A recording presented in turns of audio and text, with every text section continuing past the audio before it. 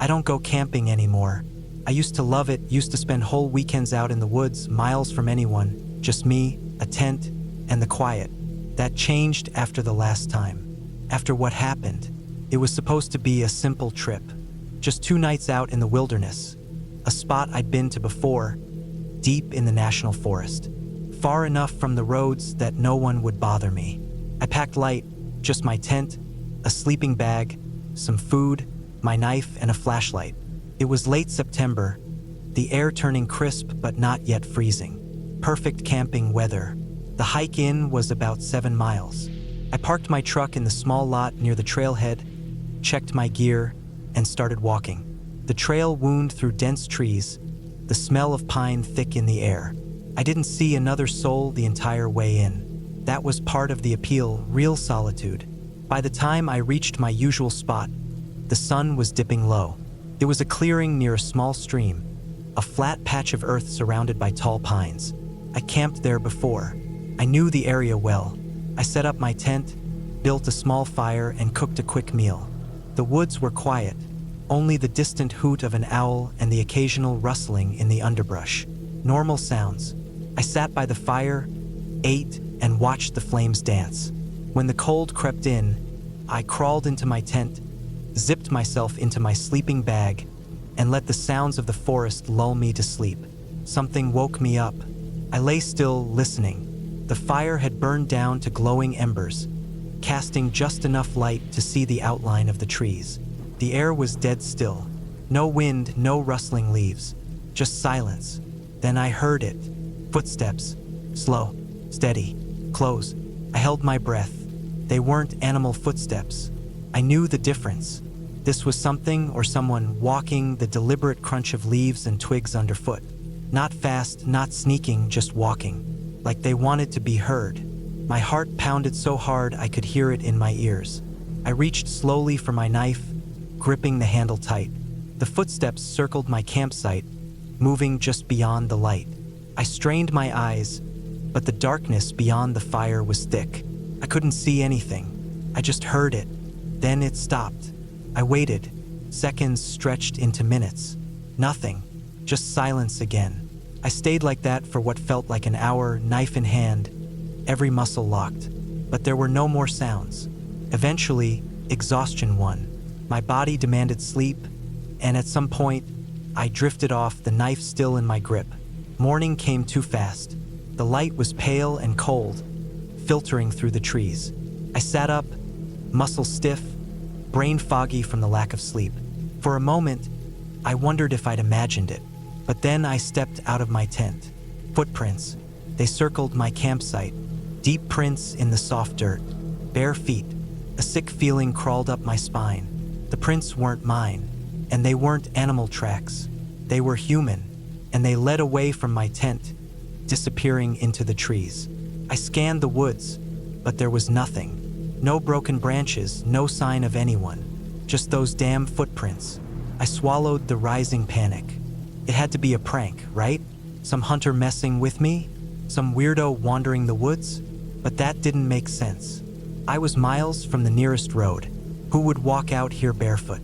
I told myself it was fine, that whoever it was, they were gone, that I was just being paranoid. But my gut told me otherwise. I should have left right then, packed my gear and hiked out. But I didn't. I convinced myself it was nothing. I stayed. The second night, I built a bigger fire. I kept my knife closer. Every little sound made my skin crawl. The woods felt different now, less peaceful, like they were watching me. I forced myself to eat, though my stomach was tight. I sat by the fire until I couldn't keep my eyes open. Then I crawled back into the tent, knife in one hand, flashlight in the other. I told myself I'd be fine, but I wasn't. The footsteps came back. This time, they didn't circle. They stopped just outside my tent. I could hear breathing, slow, heavy. I gripped the knife so tight my fingers ached. My heart slammed against my ribs. I wanted to move, to do something, but I was frozen. Then the tent fabric shifted, just a little, like something or someone was pressing a hand against it. That broke the spell. I shot up, slashing out with the knife. My blade ripped through the thin fabric. the force sending me tumbling out of the tent. I landed hard, rolling to my feet, knife ready. The fire had burned low, but there was enough light to see. Enough to see that no one was there. But the footprints were fresh ones, leading right up to my tent, right up to where I had been lying. I didn't think. I grabbed my pack, my flashlight, and I ran. I left the tent, the fire, everything. I just ran. The hike back should have taken 2 hours.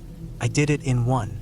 My legs burned, my lungs screamed, but I didn't stop. I didn't look back. I just ran. When I reached my truck, I locked the doors, started the engine, and tore out of there, gravel spraying behind me. I didn't breathe easy until I was miles away, until I saw other cars, other people. Civilization. I never went back for my gear. I didn't care. I never went camping again either, because I don't know who or what was out there that night. But I know this. They were watching me, and they wanted me to know it. I had been planning this camping trip for weeks. The idea was simple. Just me, the wilderness, and a weekend of peace. No emails, no phone calls, no distractions. I wanted to be alone with my thoughts, to disconnect from everything. That was the plan. I chose a remote spot deep in the national forest, miles away from any main roads or campsites. It wasn't an official campground, just a clearing near a small stream I had found on a map. I liked it that way. No noisy families, no artificial lights, just nature in its rawest form. I packed light. A tent, a sleeping bag, some food, a portable stove, a knife, a flashlight, and a small axe for firewood. I brought my truck as far as the dirt road allowed, then hiked the rest of the way in. It was late afternoon when I reached the spot. The sun was low, casting long shadows between the trees. The air smelled like pine and damp earth. It was perfect. I set up camp quickly, pitching my tent near the tree line where the ground was the most level. I collected some firewood and got a small fire going just as the sky darkened. The sound of the crackling flames and the distant rush of the stream was comforting. I ate a simple meal, enjoyed the stillness, and watched the stars appear one by one in the sky. For the first time in a while, I felt completely at peace. It wasn't until later that I noticed the silence. First, I didn't think much of it. The fire had burned low, and I was getting ready to turn in. But then it hit me. There were no sounds at all. No crickets, no owls, nothing. Just the occasional crackle of the embers and my own breathing. That wasn't normal. The woods were never completely silent at night. I told myself it was just my imagination. Maybe a predator was nearby, and the smaller animals had gone still. That made sense. I pushed the thought away, crawled into my tent, zipped it up, and tried to sleep. I don't know how long I was out before I woke up. Something was moving outside my tent. Slow, deliberate footsteps, crunching the dried leaves and twigs. Heavy enough that I knew it wasn't a small animal. I froze, every muscle tense. My mind raced through possibilities. Deer, bear, maybe even another person? But why would someone be out here this late, walking around my campsite? I reached for my knife, gripping the handle tight, and listened. The footsteps circled the tent once, then stopped. I held my breath. The seconds stretched on, then scraping, a slow, deliberate drag of something along the fabric of the tent. It moved from one side to the other, just inches from where I lay. I forced myself to stay still. If it was an animal, I didn't want to startle it. If it was a person, I didn't want them to know I was awake. My mind screamed at me to do something, but I had no idea what. I lay there, gripping my knife, waiting. Minutes passed, maybe an hour. I don't know. Eventually, the sounds stopped. I stayed awake, listening, waiting for movement, but there was nothing. The forest was silent again. At some point, exhaustion won. I didn't mean to fall asleep, but I did. I woke up at first light. The fire was dead, just a pile of cold ashes. My body was stiff, my mind foggy from the lack of sleep. I unzipped the tent slowly, knife still in hand, and stepped out. Then I saw them. Footprints. Human. Barefoot. They circled my tent over and over. The dirt was disturbed in strange patterns. like someone had been crouching, watching. My stomach clenched.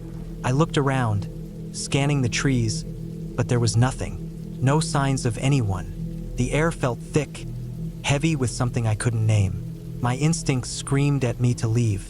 I packed up my gear fast, shoving everything into my bag without care. I didn't bother with breakfast. I just wanted to get out. The hike back felt different.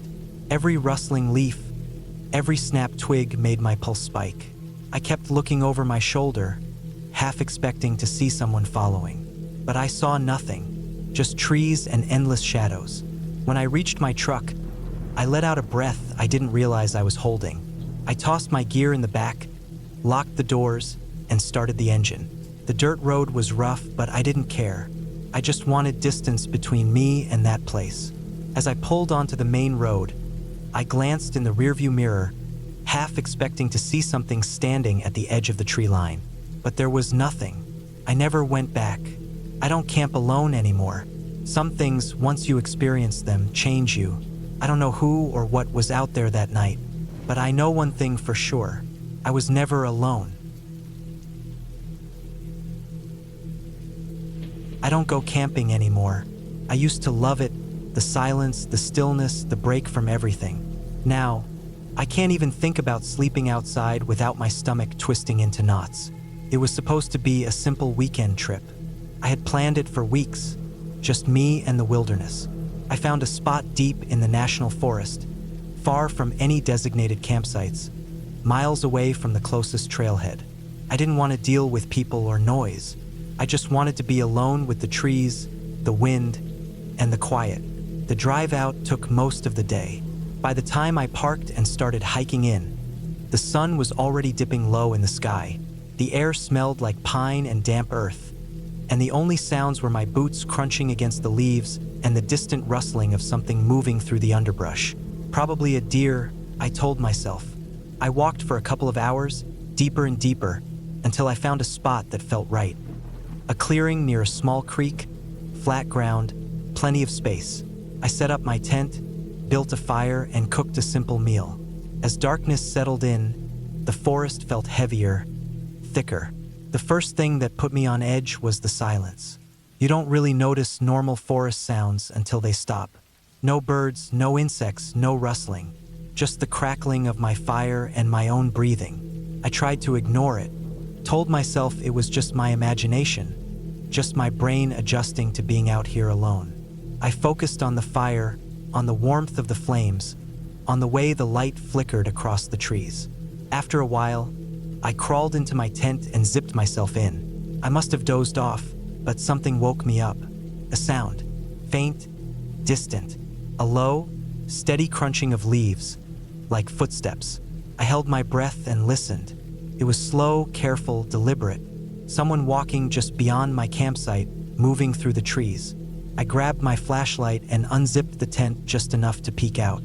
The fire had burned low, casting weak orange light over the clearing. I swept the beam of my flashlight across the trees. Nothing. I sat there, heart pounding, waiting. Then, just as I was about to convince myself it was an animal, the sound started again. Closer this time. I killed the flashlight, sat completely still, listening. The steps circled the campsite, slow and patient. I gripped the knife I kept in my pack, every muscle in my body locked in place. Then they stopped, right behind my tent. The fabric was thin. I could hear breathing, not deep, not heavy, but steady, human. I didn't move. I didn't even blink. The seconds stretched into minutes, and then, finally, the steps moved away. Slow at first, then fading into the distance. I waited. 5 minutes, 10, 20. I didn't hear anything else. I barely slept the rest of the night. Every rustle of the wind, every creak of the trees, sent a fresh wave of panic through me. When dawn finally broke, I unzipped the tent and stepped out. My fire was nothing but ashes. The forest looked normal, calm. But then I saw them. Footprints. They circled my tent. Large, bare feet pressed into the dirt, moving in careful loops around my campsite. Not a single track leading in or out. Just circles, over and over. My stomach dropped. My hands shook. I packed up my gear in record time, barely stopping to eat. I wanted to be out of those woods as fast as possible. The hike back felt longer. Every snapped twig, every gust of wind, set me on edge. I kept checking over my shoulder, scanning the trees, but I never saw anyone. When I reached my truck, I threw my pack into the back and got inside, locking the doors before I even started the engine. I didn't look back as I drove away. I don't camp anymore. I don't go anywhere alone, because I know somewhere out there in the deep, empty woods, someone is watching. I always loved camping. There was something about being out in the open, away from the city, away from people, that felt like real peace. Just the sound of the wind moving through the trees, the crackle of a fire, the cold air biting at your skin. It was freedom. Or at least that's what I thought before that trip. It was late October when I decided to head out alone. I'd done solo trips before and I preferred them. No one talking, no one messing with my gear, just me and the woods. I picked a spot deep in the national forest, miles away from any trails. The further, the better. I wanted complete isolation. I packed light, just a small tent, sleeping bag, a few days worth of food, my knife and a rifle. Not for hunting, just for safety. I had a map, but I didn't need it much. I'd studied the area for weeks beforehand. There was a small creek nearby, fresh water, plenty of firewood. It was perfect. The first day was normal. I hiked in about 6 miles, found a flat clearing surrounded by thick trees, and set up camp. The air was cool, dry. The only sounds were my own movements and the occasional rustle from some small animal. I set up a fire, cooked some food, and watched the sky turn dark. The first strange thing happened that night.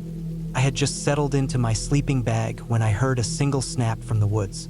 A branch breaking. I wasn't alarmed. Animals move through the trees all the time.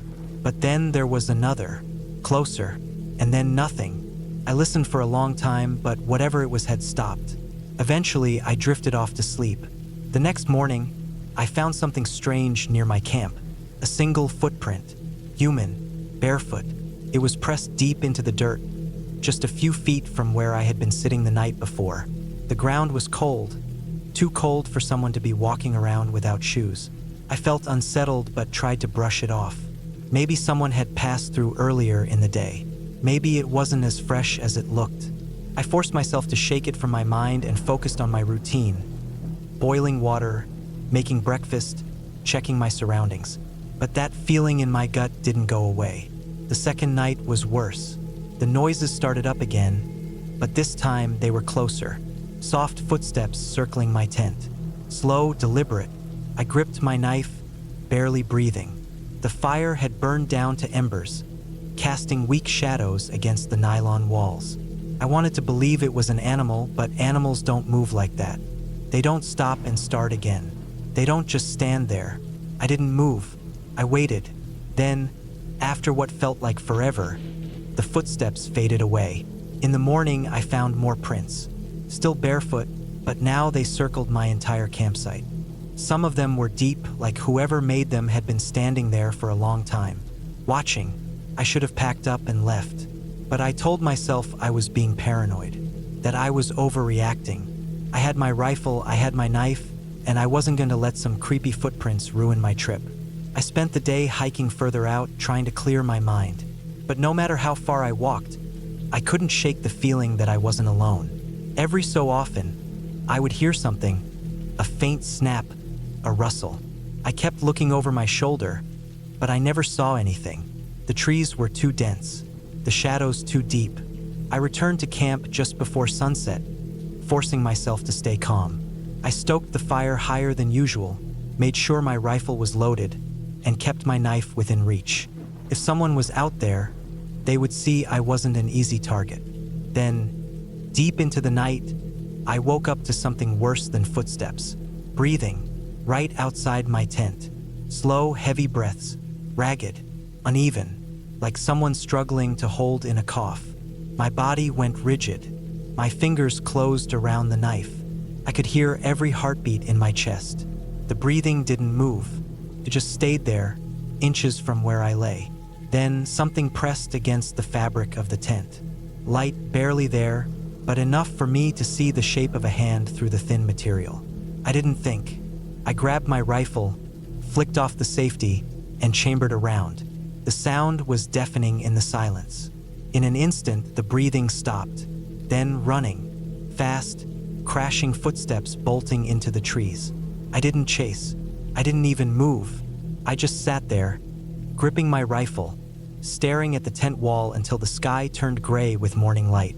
When I finally got the courage to step outside, I saw the prints again. Deep, erratic, leading from the woods to my tent, then away. But something else caught my eye. My backpack was open. My food was gone. My knife, the one I had left outside by the fire, was missing. That was enough for me. I packed up in record time, constantly scanning the trees, expecting to see something or someone watching me. The hike back to my truck was the longest I've ever walked. Every step, I expected to hear someone behind me. Every turn, I expected to see that shape in the trees. But I never did. I don't go camping alone anymore, and I never will again. The woods always felt different at night. During the day, the trees were just trees. The dirt path was just a trail, and the air smelled fresh and earthy. But once the sun dipped below the horizon, everything changed. The woods became something else. Something quiet, something watching. It was my first mistake thinking I'd be comfortable out here alone. I had been camping before, but always with friends. This time, I wanted the solitude, the peace of being out in nature with nothing but the crackling of a campfire and the sounds of the forest around me. No phone signal, no distractions. Just me, my tent, and the woods. I drove deep into the state park, past the usual campsites with families and weekend hikers, further down an unmarked dirt road I had found on a forum, a place where no one would bother me. I parked my truck at the base of a narrow trail and hiked about a mile in before I found the perfect spot. A small clearing surrounded by thick trees, near a slow-moving creek, felt secluded, untouched. I set up my tent, unpacked my gear, and gathered some wood for a fire before it got dark. The silence was thick. No distant sounds of traffic, no murmurs of other campers, just the wind in the leaves and the occasional rustling in the underbrush. It was exactly what I wanted, or at least I thought it was. As night fell, I lit the fire and cooked a quick meal. The flames flickered, casting shadows across the trees. The warmth was comforting, the only source of light in the growing darkness. I sat back, staring at the fire, listening to the crackle of burning wood. I told myself I felt at peace, but deep down, I couldn't shake the feeling that something was off. It started with a sound, a branch snapping somewhere in the trees behind me. I turned, holding my breath, flashlight in hand. The darkness swallowed everything beyond the reach of the fire's glow. I scanned the trees, but there was nothing there. Probably just an animal, a deer, maybe a raccoon. That's what I told myself. But then, I noticed something. The forest had gone quiet. Completely, unnaturally quiet. No crickets, no wind, no distant hoots of an owl. Just silence. That heavy kind of silence that feels wrong, like something is waiting. I tried to shake it off. I turned back to the fire, poked at it with a stick, focused on the warmth. But my skin prickled, that deep, instinctive awareness that I wasn't alone settling in my gut like a cold stone. I kept my flashlight close, scanning the tree line every few minutes. Then I saw it, a shape just barely visible in the flickering light. Tall, still, standing just beyond the reach of the fire's glow. My heart hammered in my chest. I blinked, and it was gone. I swallowed hard, telling myself it was just my imagination, a trick of the firelight. I stood up, shining my flashlight into the trees, but there was nothing, just empty woods, stretching on forever into the dark. I told myself to calm down, that I was being paranoid, but every part of me was on edge. My body knew something my mind refused to accept. I put more wood on the fire, hoping the extra light would push back whatever fear was creeping in. I checked my surroundings again, scanning the darkness, searching for anything. Any sign that I wasn't just seeing things. Hours passed. I stayed up, listening, watching, waiting for something to happen. Nothing did. Eventually, exhaustion won. I convinced myself I had overreacted and crawled into my tent, zipping it tight. Sleep didn't come easy. Every little sound outside made my heart race. The fire had burned down to embers, and the inside of the tent felt too small, too vulnerable. But eventually, I drifted off. A noise woke me up, a soft, deliberate sound. The zipper of my tent being pulled, slow, steady. I shot up, grabbing my flashlight, knife in hand. My breathing was shallow, ears straining in the darkness. The zipper stopped halfway, then nothing. I didn't move. I sat there, gripping the knife so hard my fingers ached. The seconds stretched on, endless. Then footsteps, slow, heavy, moving away from the tent, crunching through the underbrush. I forced myself to breathe, listening as they faded into the trees. I didn't sleep after that. I stayed in the tent, gripping my knife, waiting for the sun to rise. Every shadow felt like a threat. Every creak of a branch sent adrenaline surging through my veins. As soon as the first light of dawn crept through the fabric of my tent, I unzipped it and stepped outside, heart hammering. The clearing was empty. The fire was nothing but ashes. The forest was still. Then I saw them, footprints, leading from the trees to my tent, stopping right at the entrance. Not boot prints, bare feet, large, too large to be normal. My stomach twisted into knots. I packed up as fast as I could, shoving everything into my bag with shaking hands. I didn't eat, didn't rest. I just needed to get the hell out of there. The hike back to my truck was the longest mile of my life. Every snap of a twig made me whip around, expecting to see something or someone standing there. I didn't stop moving, didn't take a single break. I just kept going, heart pounding, muscles tense, fighting the overwhelming feeling that I was being watched. When I finally reached my truck, I threw my gear in, locked the doors, and started the engine. As I backed up, my eyes scanned the tree line one last time. That's when I saw it. A figure, standing just at the edge of the woods. Too far to make out details, but I could see it watching me. Tall, motionless, just standing there, as if it had been waiting. I didn't stay to find out what it wanted. I hit the gas, speeding down the dirt road, not stopping, not looking back. I haven't been camping alone since. Maybe it was just some lunatic messing with me. Maybe it was something worse. I don't know. I don't care. But I know this, something was out there that night, and it knew I was there too. I don't like thinking about that trip anymore. I used to love camping, the way the air smelled fresh, the quiet of the wilderness, the way the fire crackled in the night. But now, when I think of being out in the woods alone, all I feel is dread. I planned the trip months in advance. Just me, a weekend in the middle of nowhere, away from work, stress, and people. I found the perfect spot after searching online. Deep in a national forest, far from the main trails, a place where I could be completely alone. That was the whole point. I wanted the isolation. The drive was long, nearly 5 hours from home, with the last stretch on a narrow dirt road that wound through thick trees. My car's tires crunched over loose gravel as I followed the GPS, which eventually lost signal, leaving me with just my printed map. The sun was still high, but I knew I had to set up camp soon before darkness made things harder. I parked at the closest access point, grabbed my backpack and gear, and started hiking in. The trail was barely a trail at all, more like a narrow gap through dense trees, marked only by occasional ribbons tied to branches by previous hikers.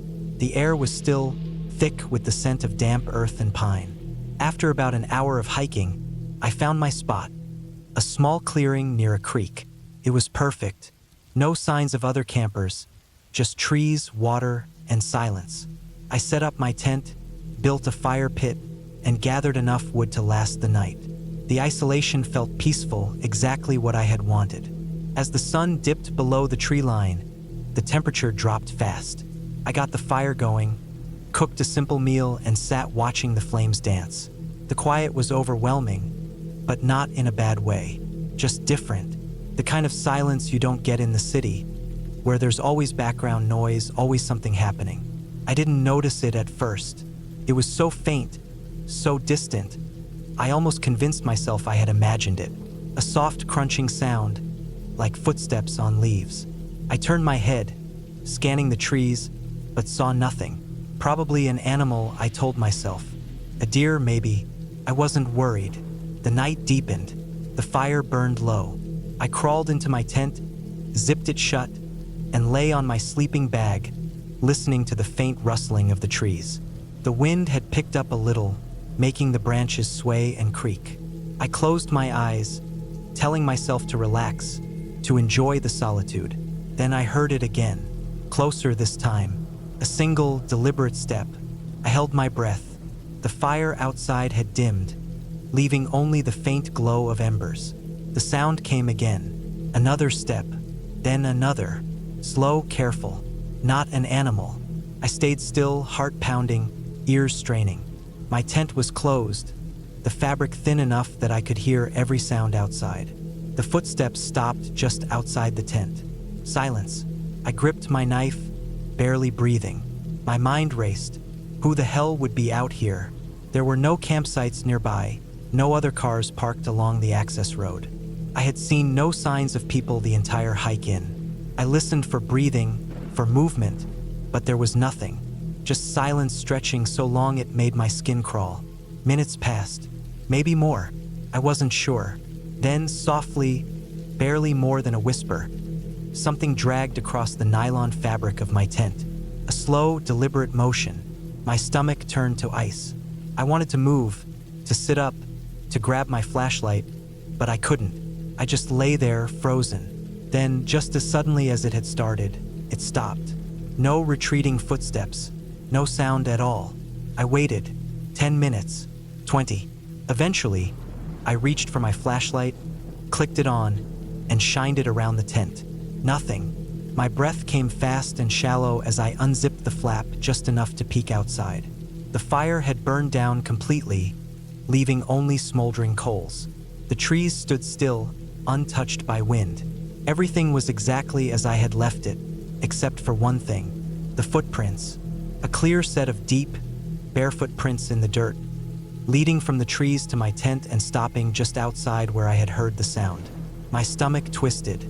I didn't sleep after that. I sat with my knife in hand, flashlight pointed toward the entrance, waiting for the first light of dawn. I listened, every nerve on edge, but nothing else happened. No more footsteps, no more sounds. When the sky finally began to lighten, I forced myself out of the tent. My limbs were stiff, my muscles sore from holding still all night. The footprints were still there, leading from the trees and stopping just outside my tent. There were no tracks leading away.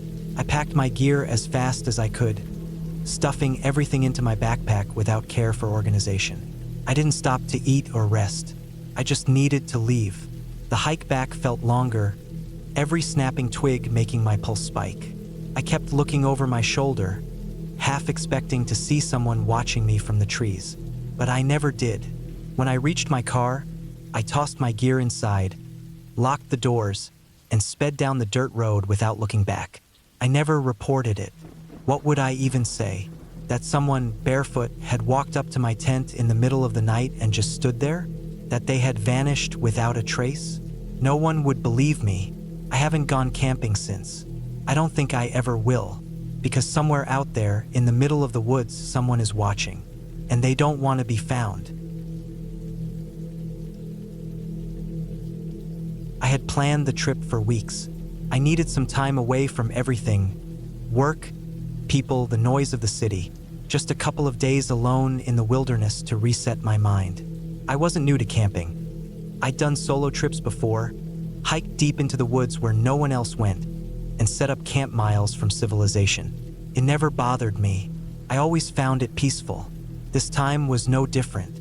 I chose a spot near a lake, a place I'd found on a map but had never been to before.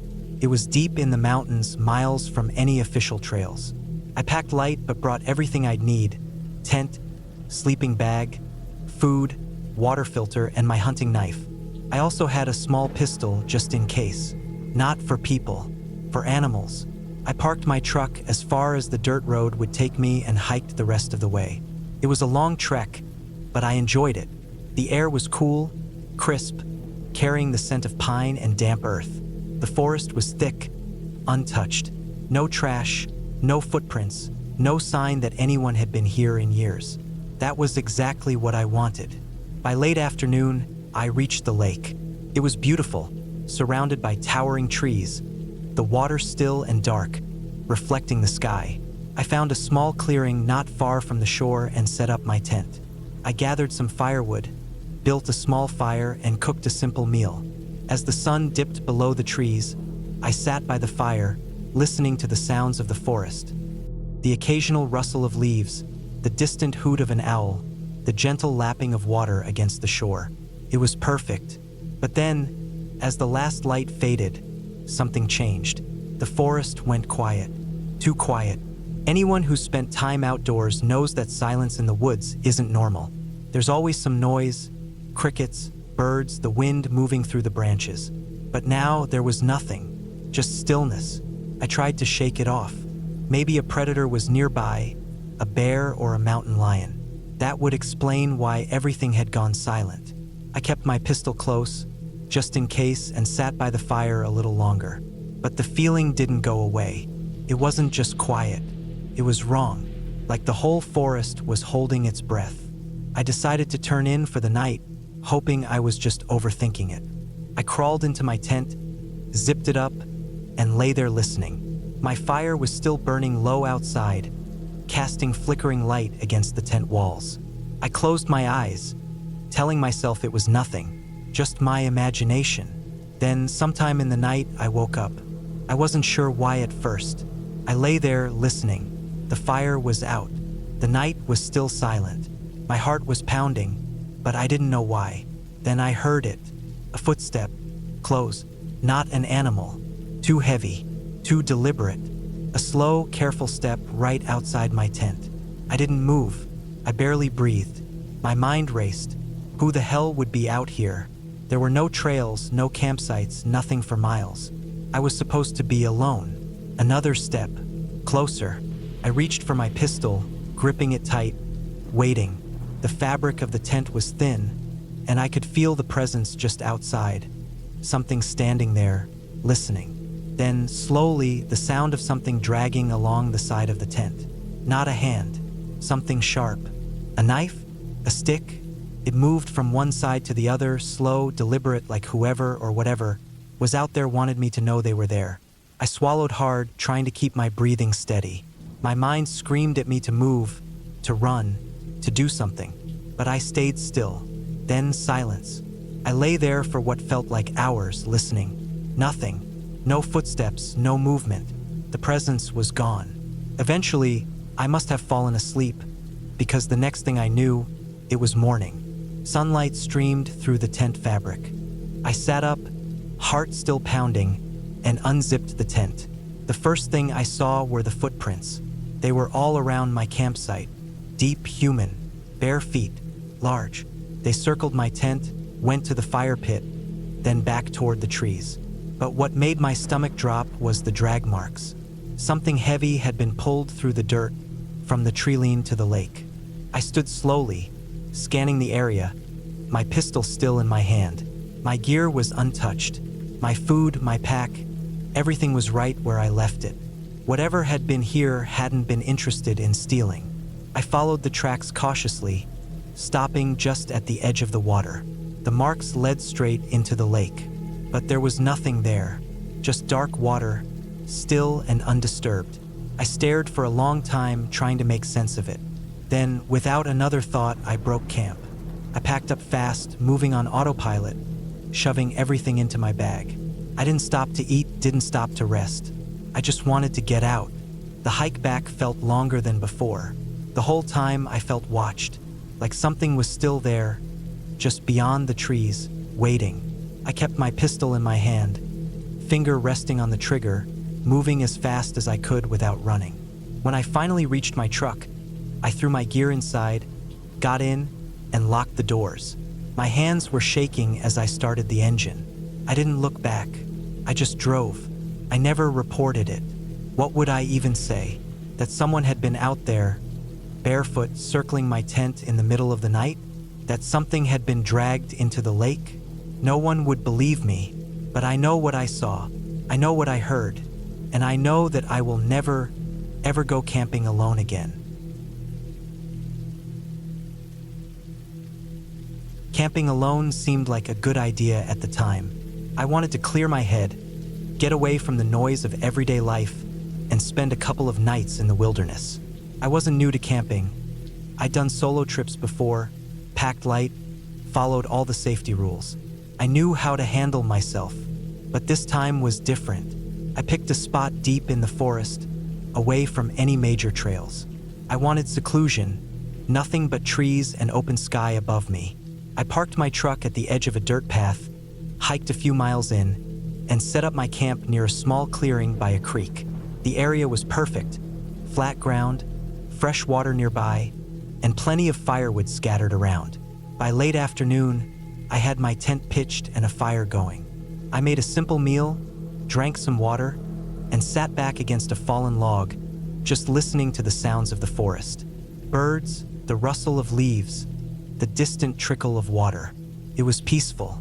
As the sun started to set, I gathered more wood to keep the fire burning through the night. The air cooled fast, and soon enough, darkness settled over the trees. I let the fire die down a little, crawled into my tent, and zipped myself inside my sleeping bag. The forest was quiet now, aside from the occasional chirp of insects or the rustling of small animals in the brush. Normal sounds. Sometime in the middle of the night, I woke up. At first, I wasn't sure what had pulled me out of sleep. My eyes adjusted to the darkness, the only light coming from the dim glow of embers outside. My ears strained, listening for anything unusual. The forest had gone still, too still. No insects, no wind through the trees, just silence. Then I heard it, a single, deliberate footstep. Close. My body tensed. I held my breath, listening. Another step, then another. The sound of something or someone moving just outside my tent. Slow, careful movements like they didn't want to be heard. My heart pounded. I had a knife in my pack, but it was outside, near the fire pit. Stupid mistake. I swallowed, trying to stay calm. Maybe it was an animal. A deer, a raccoon, something harmless. But then I heard breathing. Low and steady, just feet from where I lay. A human. I didn't move. My mind raced. Who the hell would be out here in the middle of nowhere, sneaking around my tent? My truck was miles away. There were no other campers, no trails leading to my site. I was alone, or at least I thought I was. The breathing continued. Then something brushed against the tent fabric. A slow drag, fingers or a hand running along the side. I gritted my teeth, forcing myself to stay still. If they didn't know I was awake, maybe they'd leave. But they didn't. The sound of the zipper moving sent a cold wave of fear through me. I shot up, shoving my weight against the tent door, gripping it shut. The person outside pulled harder, the tent fabric stretching as they yanked on the zipper. I kicked out, trying to push them back, and I heard a sharp exhale, a grunt of effort. Then they stopped. For a long moment, there was nothing, just me, clutching the tent door, my breath ragged, my body frozen. Then I heard them move, not away, not running, just stepping back, retreating into the woods. The footsteps were slow, steady, disappearing into the silence. I didn't move for what felt like hours. The fire outside had burned down to almost nothing. I needed light. I needed my knife, but I couldn't bring myself to leave the tent. Not yet. I waited. The night stretched on, the silence heavy. My hands ached from gripping the fabric so tightly. When the first light of dawn began filtering through the trees, I finally forced myself to move. Unzipping the tent felt like the hardest thing I'd ever done. I peered out, scanning the clearing. Nothing. No footprints, no sign that anyone had been there. But I knew what I heard. I stepped out slowly, grabbing my knife from my pack, then checked the area. The dirt near my tent was undisturbed. If someone had walked there, the evidence was gone. But as I moved toward the fire pit, something caught my eye. A small pile of rocks, stacked neatly in the center of the clearing. They hadn't been there the night before. My stomach twisted. Someone had been here. They had stood inches from where I slept, listening, waiting. I packed my gear fast. I didn't care about breakfast. I didn't care about taking my time. I shoved everything into my pack, stomped out the last of the embers, and started hiking back to my truck. Every step felt like a lifetime. I kept glancing over my shoulder, my knife in my hand. The forest stretched on in every direction, endless, empty. But I didn't feel alone, not for a second. When I finally reached my truck, I threw my pack in the back, locked the doors, and started the engine. The sound of the engine was the first thing in hours that made me feel safe. I pulled out fast, speeding down the dirt road, not looking back. I don't know who was out there that night. I don't know why they watched me, why they tried to get inside my tent. But I do know one thing: I won't be camping alone again. I didn't think much about camping alone when I first planned the trip. I had done it before plenty of times. There was something peaceful about being away from everything. Just me and nature. No phone buzzing. No people talking. No traffic humming in the background. Just quiet. That's all I wanted. I picked a spot deep in the national forest, far from the usual campgrounds. I didn't want to see another soul the whole weekend. I parked my truck off an old service road, shouldered my pack, and hiked 3 miles into the woods until I found the perfect clearing. It was a wide, flat space, surrounded by thick trees with a small creek running nearby. I set up my tent, gathered firewood, and got everything in order before the sun dipped too low. The first night was uneventful. I cooked some food over the fire, read for a while, then crawled into my sleeping bag. The sounds of the forest settled around me. Crickets, distant owl calls, the occasional rustling of small animals in the underbrush. It was comforting, familiar. Sometime in the night, I woke up. It wasn't a sound that woke me, not exactly. More like a feeling. My skin was crawling, and I had that weird, sharp awareness that something wasn't right. I lay there, still in my sleeping bag, listening. The forest was dead quiet. That was wrong.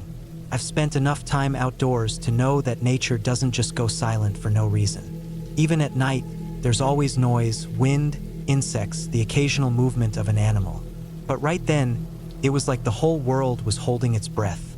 I reached out, slow and careful, and unzipped the tent just enough to peek outside. The fire had burned down to embers, casting a dull glow over my campsite. My backpack was still where I had left it, my boots right outside the tent flap. Nothing seemed disturbed. Then I saw it. At the edge of the tree line, just beyond the light of the dying fire, there was something standing there. A shape, tall, unmoving. My stomach clenched so hard it made me feel sick.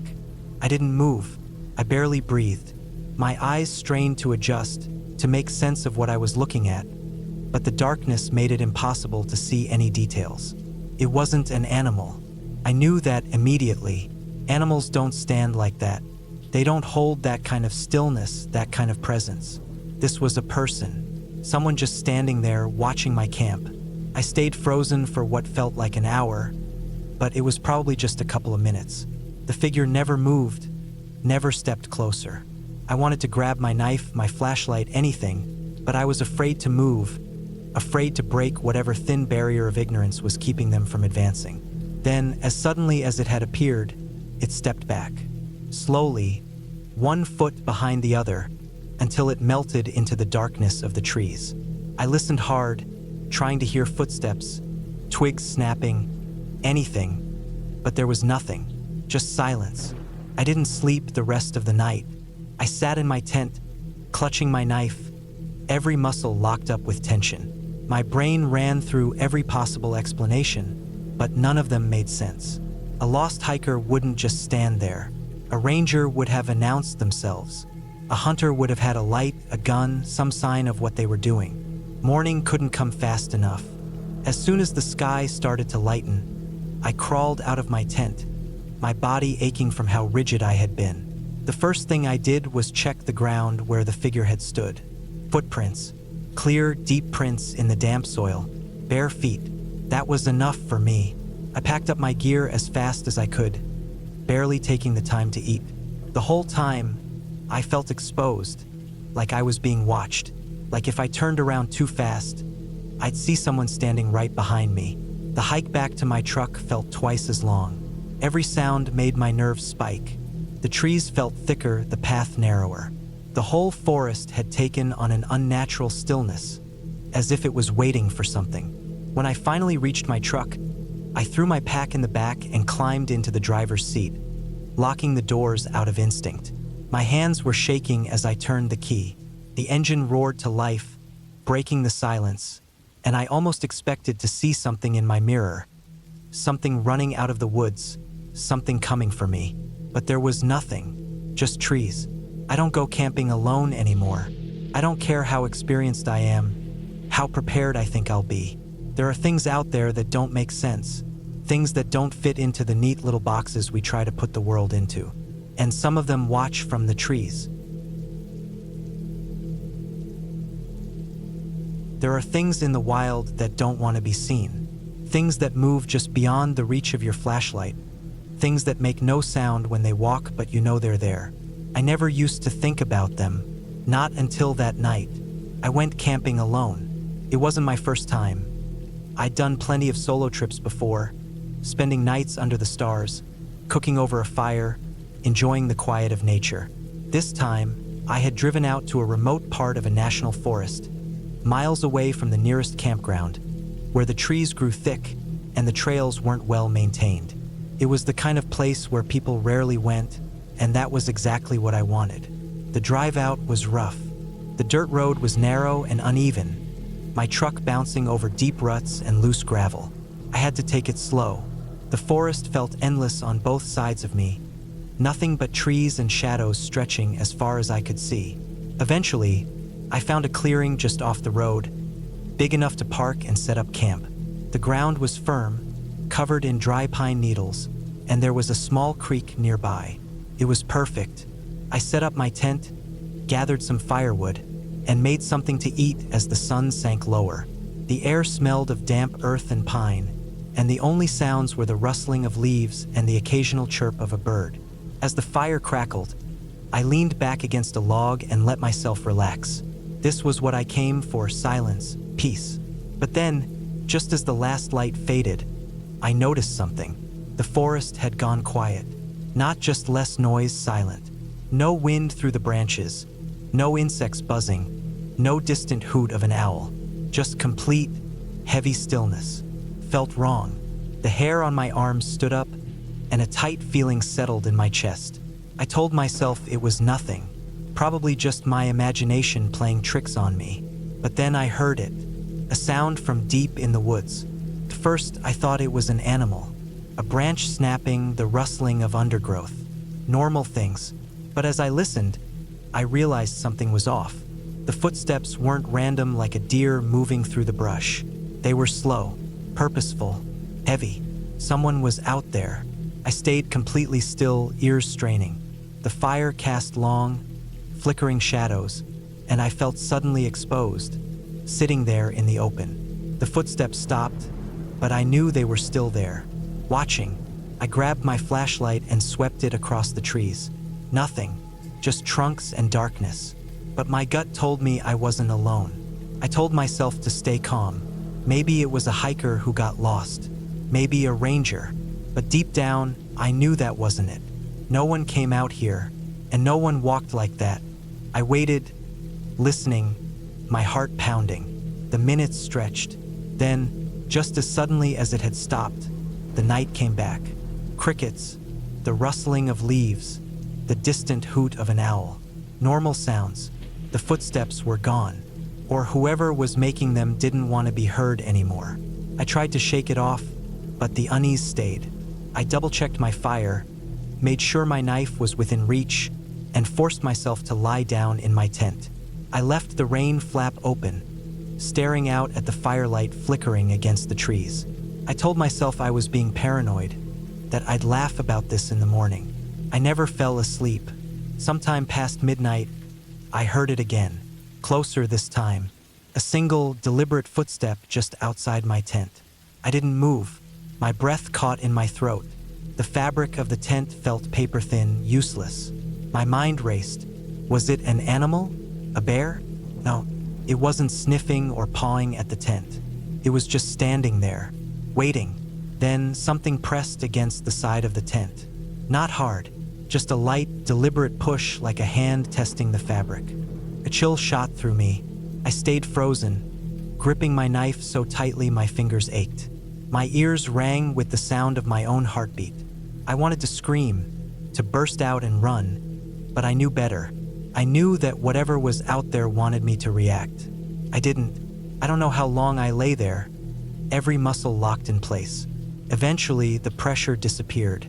I listened, waiting, but there was nothing, just the crackle of the dying fire. Slowly, painfully, I forced myself to move. I reached for my flashlight and clicked it on. Nothing. I waited until the first light of dawn before I unzipped the tent. The fire had burned down to embers, the forest bathed in pale morning light. And then I saw them. Footprints, not boot prints, bare feet, large, wide, pressed deep into the soft dirt, circling my campsite. The breath left my lungs. I felt lightheaded, my stomach twisting. I forced myself to follow them with my eyes, tracing their path.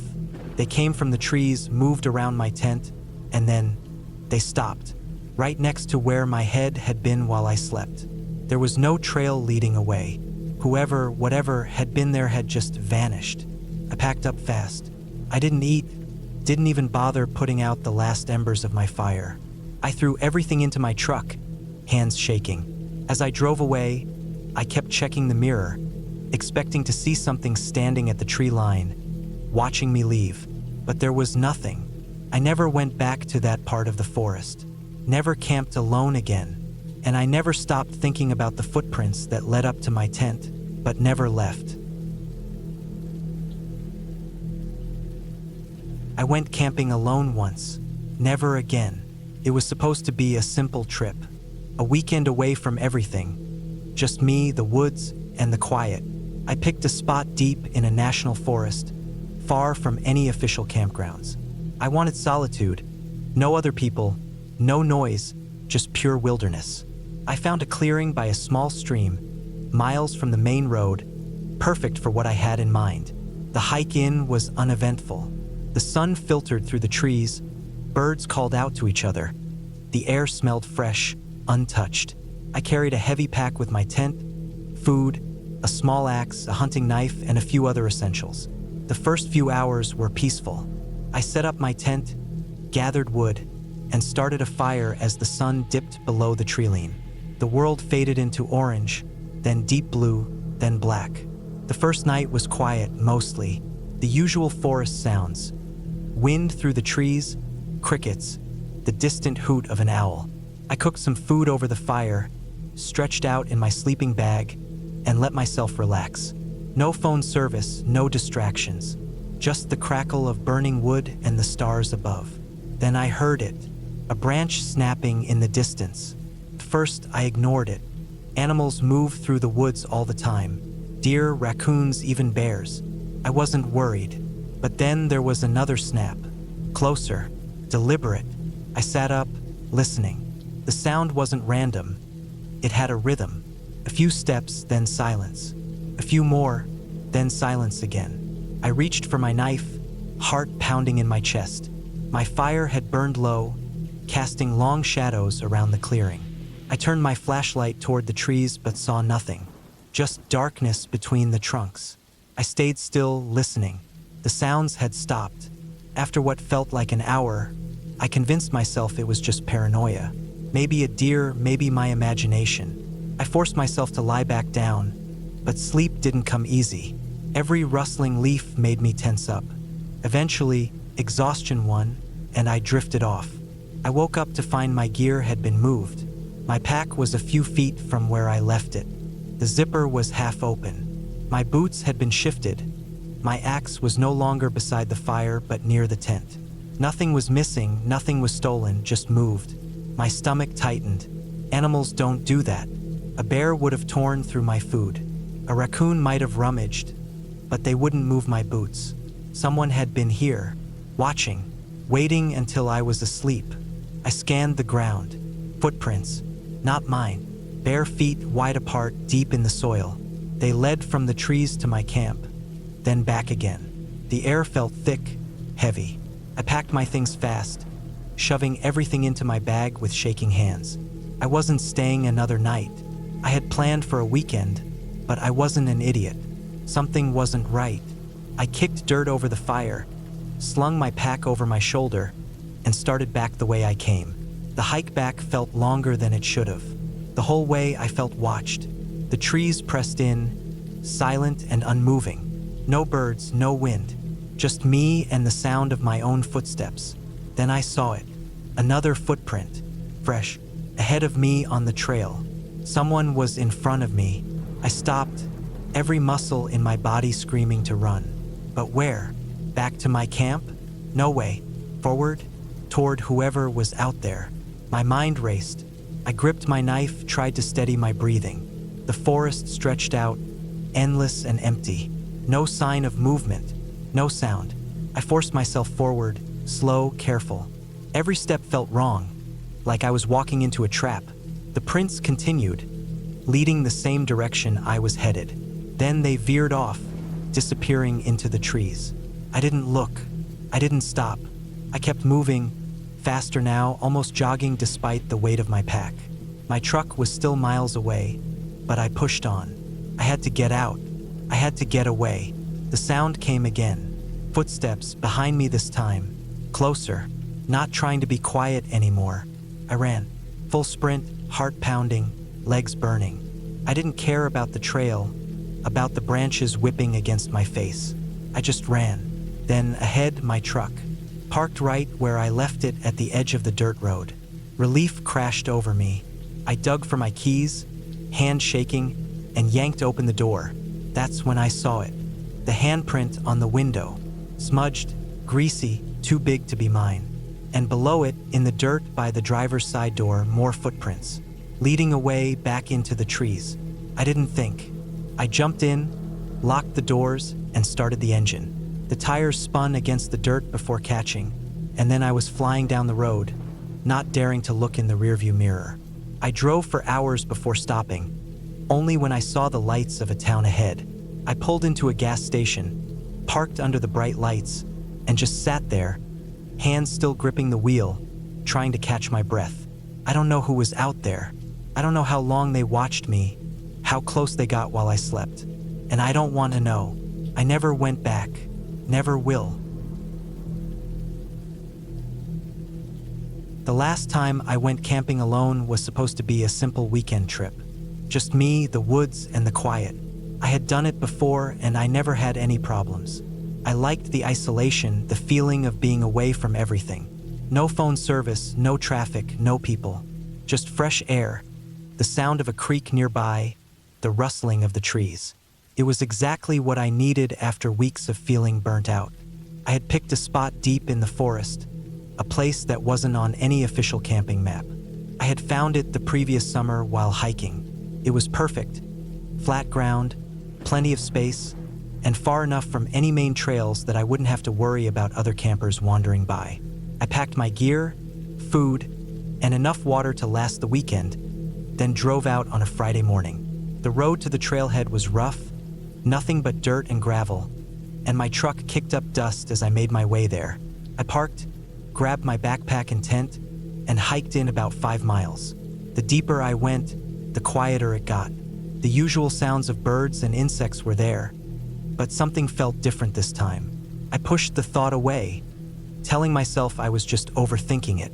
When I reached my spot, everything was the same as I remembered. No signs of anyone else having been there. No trash, no fire pits, just untouched wilderness. I set up my tent, unrolled my sleeping bag, and got everything ready for the night. The sun was still high, so I decided to walk down to the creek. It was about a 10-minute hike downhill, and the water was always cold and clear.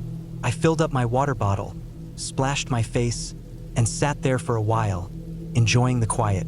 By the time I got back to camp, the sun had started dipping behind the trees. I gathered some wood, built a small fire, and cooked dinner. The night settled in quickly, bringing that deep darkness that only exists in the wilderness. The kind where you can't see your hand in front of your face without a flashlight. I ate, listened to the fire crackle, and let myself relax. Then I heard it, a sound just beyond the tree line, a snapping twig, something moving. I turned my head, scanning the darkness, but saw nothing. My flashlight was beside me, so I picked it up and shined it toward the trees. The beam cut through the black, revealing nothing but trunks and branches. I listened. Nothing now, just the normal sounds of the woods. Probably a deer. I had seen plenty of them out here before. They were skittish but sometimes curious. Still, I kept my flashlight close as I put out the fire and crawled into my tent. The night air was cold, but I was used to it. I zipped up my sleeping bag and closed my eyes. I woke up suddenly, not to a sound but to a feeling, that unmistakable sensation of being watched. My body was stiff, my mind still hazy with sleep. I listened, straining to hear anything outside the thin walls of my tent. The wind had died down and everything was still, too still. Then a footstep, close. I held my breath. It wasn't the light, careless movement of an animal. It was slow, heavy, deliberate. I reached for my flashlight, careful not to make a sound, and clicked it on. The inside of the tent lit up, but it was useless. I needed to see outside. My heart pounded as I unzipped the tent as quietly as I could, just enough to peek out. The moon was out, casting enough light that I could see the outline of the trees. But I saw nothing else. The footsteps had stopped. I waited, barely breathing. 5 minutes, 10, nothing. I convinced myself it had been my imagination, that maybe I had dreamt it. I closed the tent, turned off my flashlight, and laid back down. Then I heard it again. A single footstep, then another, coming from the other side of the tent now. I sat up fast, my heart in my throat. Someone was out there, standing close. I gripped the knife I always kept in my bag and held onto it tight. My mind raced. If it was an animal, it would have run off by now. If it was a person, why weren't they saying anything? Why weren't they making themselves known? I didn't sleep the rest of the night. I sat there waiting, listening, but the footsteps never came back. When the first light of dawn started creeping through the trees, I finally unzipped my tent and looked around. Nothing was out of place. No tracks, no signs that anyone had been there. But I knew what I heard. I knew it wasn't just the wind or my imagination. I told myself I would pack up and leave, but some stubborn part of me didn't want to give in to fear. I had planned for 2 nights, and I wasn't about to cut my trip short over something I couldn't even explain. I forced myself to go about my day as planned. I hiked, fished at the creek, and tried to shake the feeling that I wasn't alone. But as the sun began to set again, that tension crept back into my chest. The woods felt different, like they were holding their breath. I built my fire earlier than usual, letting the flames push back the darkness. I kept my knife on my belt and my flashlight in my hand. I ate, listening for anything unusual. The night stretched on, quiet and cold. Then the footsteps came back. This time, there was no hesitation. They moved fast, circling my campsite. I stood up, my flashlight scanning the trees. Nothing, but the sound didn't stop. It was as if someone was just beyond the reach of my light, moving whenever I turned away. I grabbed my bag and put it on. I wasn't waiting until morning. Whatever was out there wasn't just passing through. I doused my fire, tightened the straps on my pack, and started toward the trail. My truck was 5 miles away, but I didn't care. I wasn't spending another second in those woods. I walked fast, my flashlight bouncing with each step. The footsteps followed. Not right behind me, but close enough, keeping pace. I didn't stop, didn't look back, just kept moving. Took me over an hour to reach my truck. By the time I saw it through the trees, my legs were shaking from exhaustion. I unlocked the door, threw my bag inside, and climbed in, locking the doors behind me. I sat there for a long time, my breath coming in short gasps, my hand still gripping the steering wheel. Then, just as I started the engine, my headlights illuminated something at the edge of the trees. A figure, tall, still, just standing there watching me. I didn't wait to get a better look. I put the truck in drive and tore out of there, not stopping until I hit the main road. I didn't look in the rearview mirror. I didn't want to see if it was still standing there. I haven't been camping alone since, and I don't think I ever will again. I never thought I'd be the kind of person to fear the woods. I always loved them, the quiet, the fresh air, the sense of being far away from the world. I used to think nothing could be more peaceful. That was before last summer, before I learned that the woods don't care if you feel safe. I had taken camping trips alone before, plenty of times. It was my way of getting away from everything. I liked the solitude, the challenge of setting up camp, the feeling of being completely disconnected. This trip was supposed to be like all the others.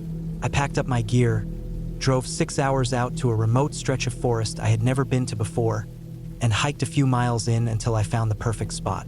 It was a small clearing right near a narrow river. Thick trees surrounded the area, creating a natural barrier from the wind. There were no trails nearby, no signs of people, just the way I liked it. I set up my tent, got a fire going, and cooked myself a meal. As the sun dipped lower, I leaned back against a fallen log, listening to the distant sound of the river rushing over the rocks. The first night was normal, peaceful even. I slept well, with nothing but the occasional rustling of leaves to disturb me. When I woke up, the morning air was crisp, the sunlight filtering through the branches above. I boiled some water for coffee, ate a quick breakfast, and spent most of the day hiking through the woods, exploring the area. It wasn't until the second night that things started to feel off. It began with little things. The woods were too quiet. I had spent enough time camping to know what a forest sounds like at night. Crickets, owls, the occasional snap of a twig as a raccoon or a deer moves through the brush. But this night there was nothing, no sounds at all, just the crackling of my fire and my own breathing. I tried to ignore it. I convinced myself I was just being paranoid, that my mind was playing tricks on me. But then, as I was getting ready to turn in for the night, I heard something. Footsteps, not an animal, something heavier, human. They were slow, deliberate, coming from the trees to my left, where the woods were thickest. I froze, every muscle in my body tensing. My flashlight was within arm's reach, but I didn't grab it right away. I just sat there listening. The footsteps stopped. I waited, barely breathing, straining my ears for any other sound. But there was nothing, just silence. I finally reached for the flashlight and shined it towards the trees. The beam cut through the darkness, illuminating the trunks, the undergrowth. Nothing. I told myself it must have been an animal after all. A bear, maybe, or a coyote, but something about it felt wrong. I kept the flashlight in my hand as I crawled into my tent and zipped it shut. I lay there for hours, staring at the nylon ceiling, listening. But I didn't hear anything else. Eventually, exhaustion took over and I fell asleep. I woke up to the sound of my tent zipper being pulled.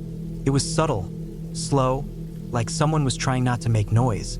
My eyes shot open, my heart pounding so hard I could hear it in my ears. I didn't move. I just lay there, gripping the handle of my knife inside my sleeping bag. Then the zipper stopped. Silence. I didn't breathe. I didn't blink. I waited, every muscle in my body locked in place. Then, after what felt like forever, I heard its soft footsteps, moving away from the tent, back towards the trees. I stayed like that until the first light of dawn crept through the fabric of my tent. Only then did I finally move. My hands were shaking as I unzipped the tent and stepped outside. There were footprints in the dirt, not animal tracks, human, bare feet, leading from the edge of the forest to my tent, then back again. I packed up my camp in record time. I didn't eat. I didn't even bother to change out of my sleeping clothes. I just grabbed my gear, slung my backpack over my shoulders, and started hiking back towards my truck. The entire way I felt watched. The hairs on the back of my neck never settled. I kept glancing over my shoulder, scanning the trees. I saw nothing, but I could feel it.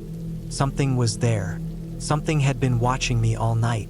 When I finally reached my truck, I threw my gear in the back and climbed into the driver's seat, locking the doors before I even put the key in the ignition. The engine roared to life, and I sped down the dirt road, not stopping until I hit the highway.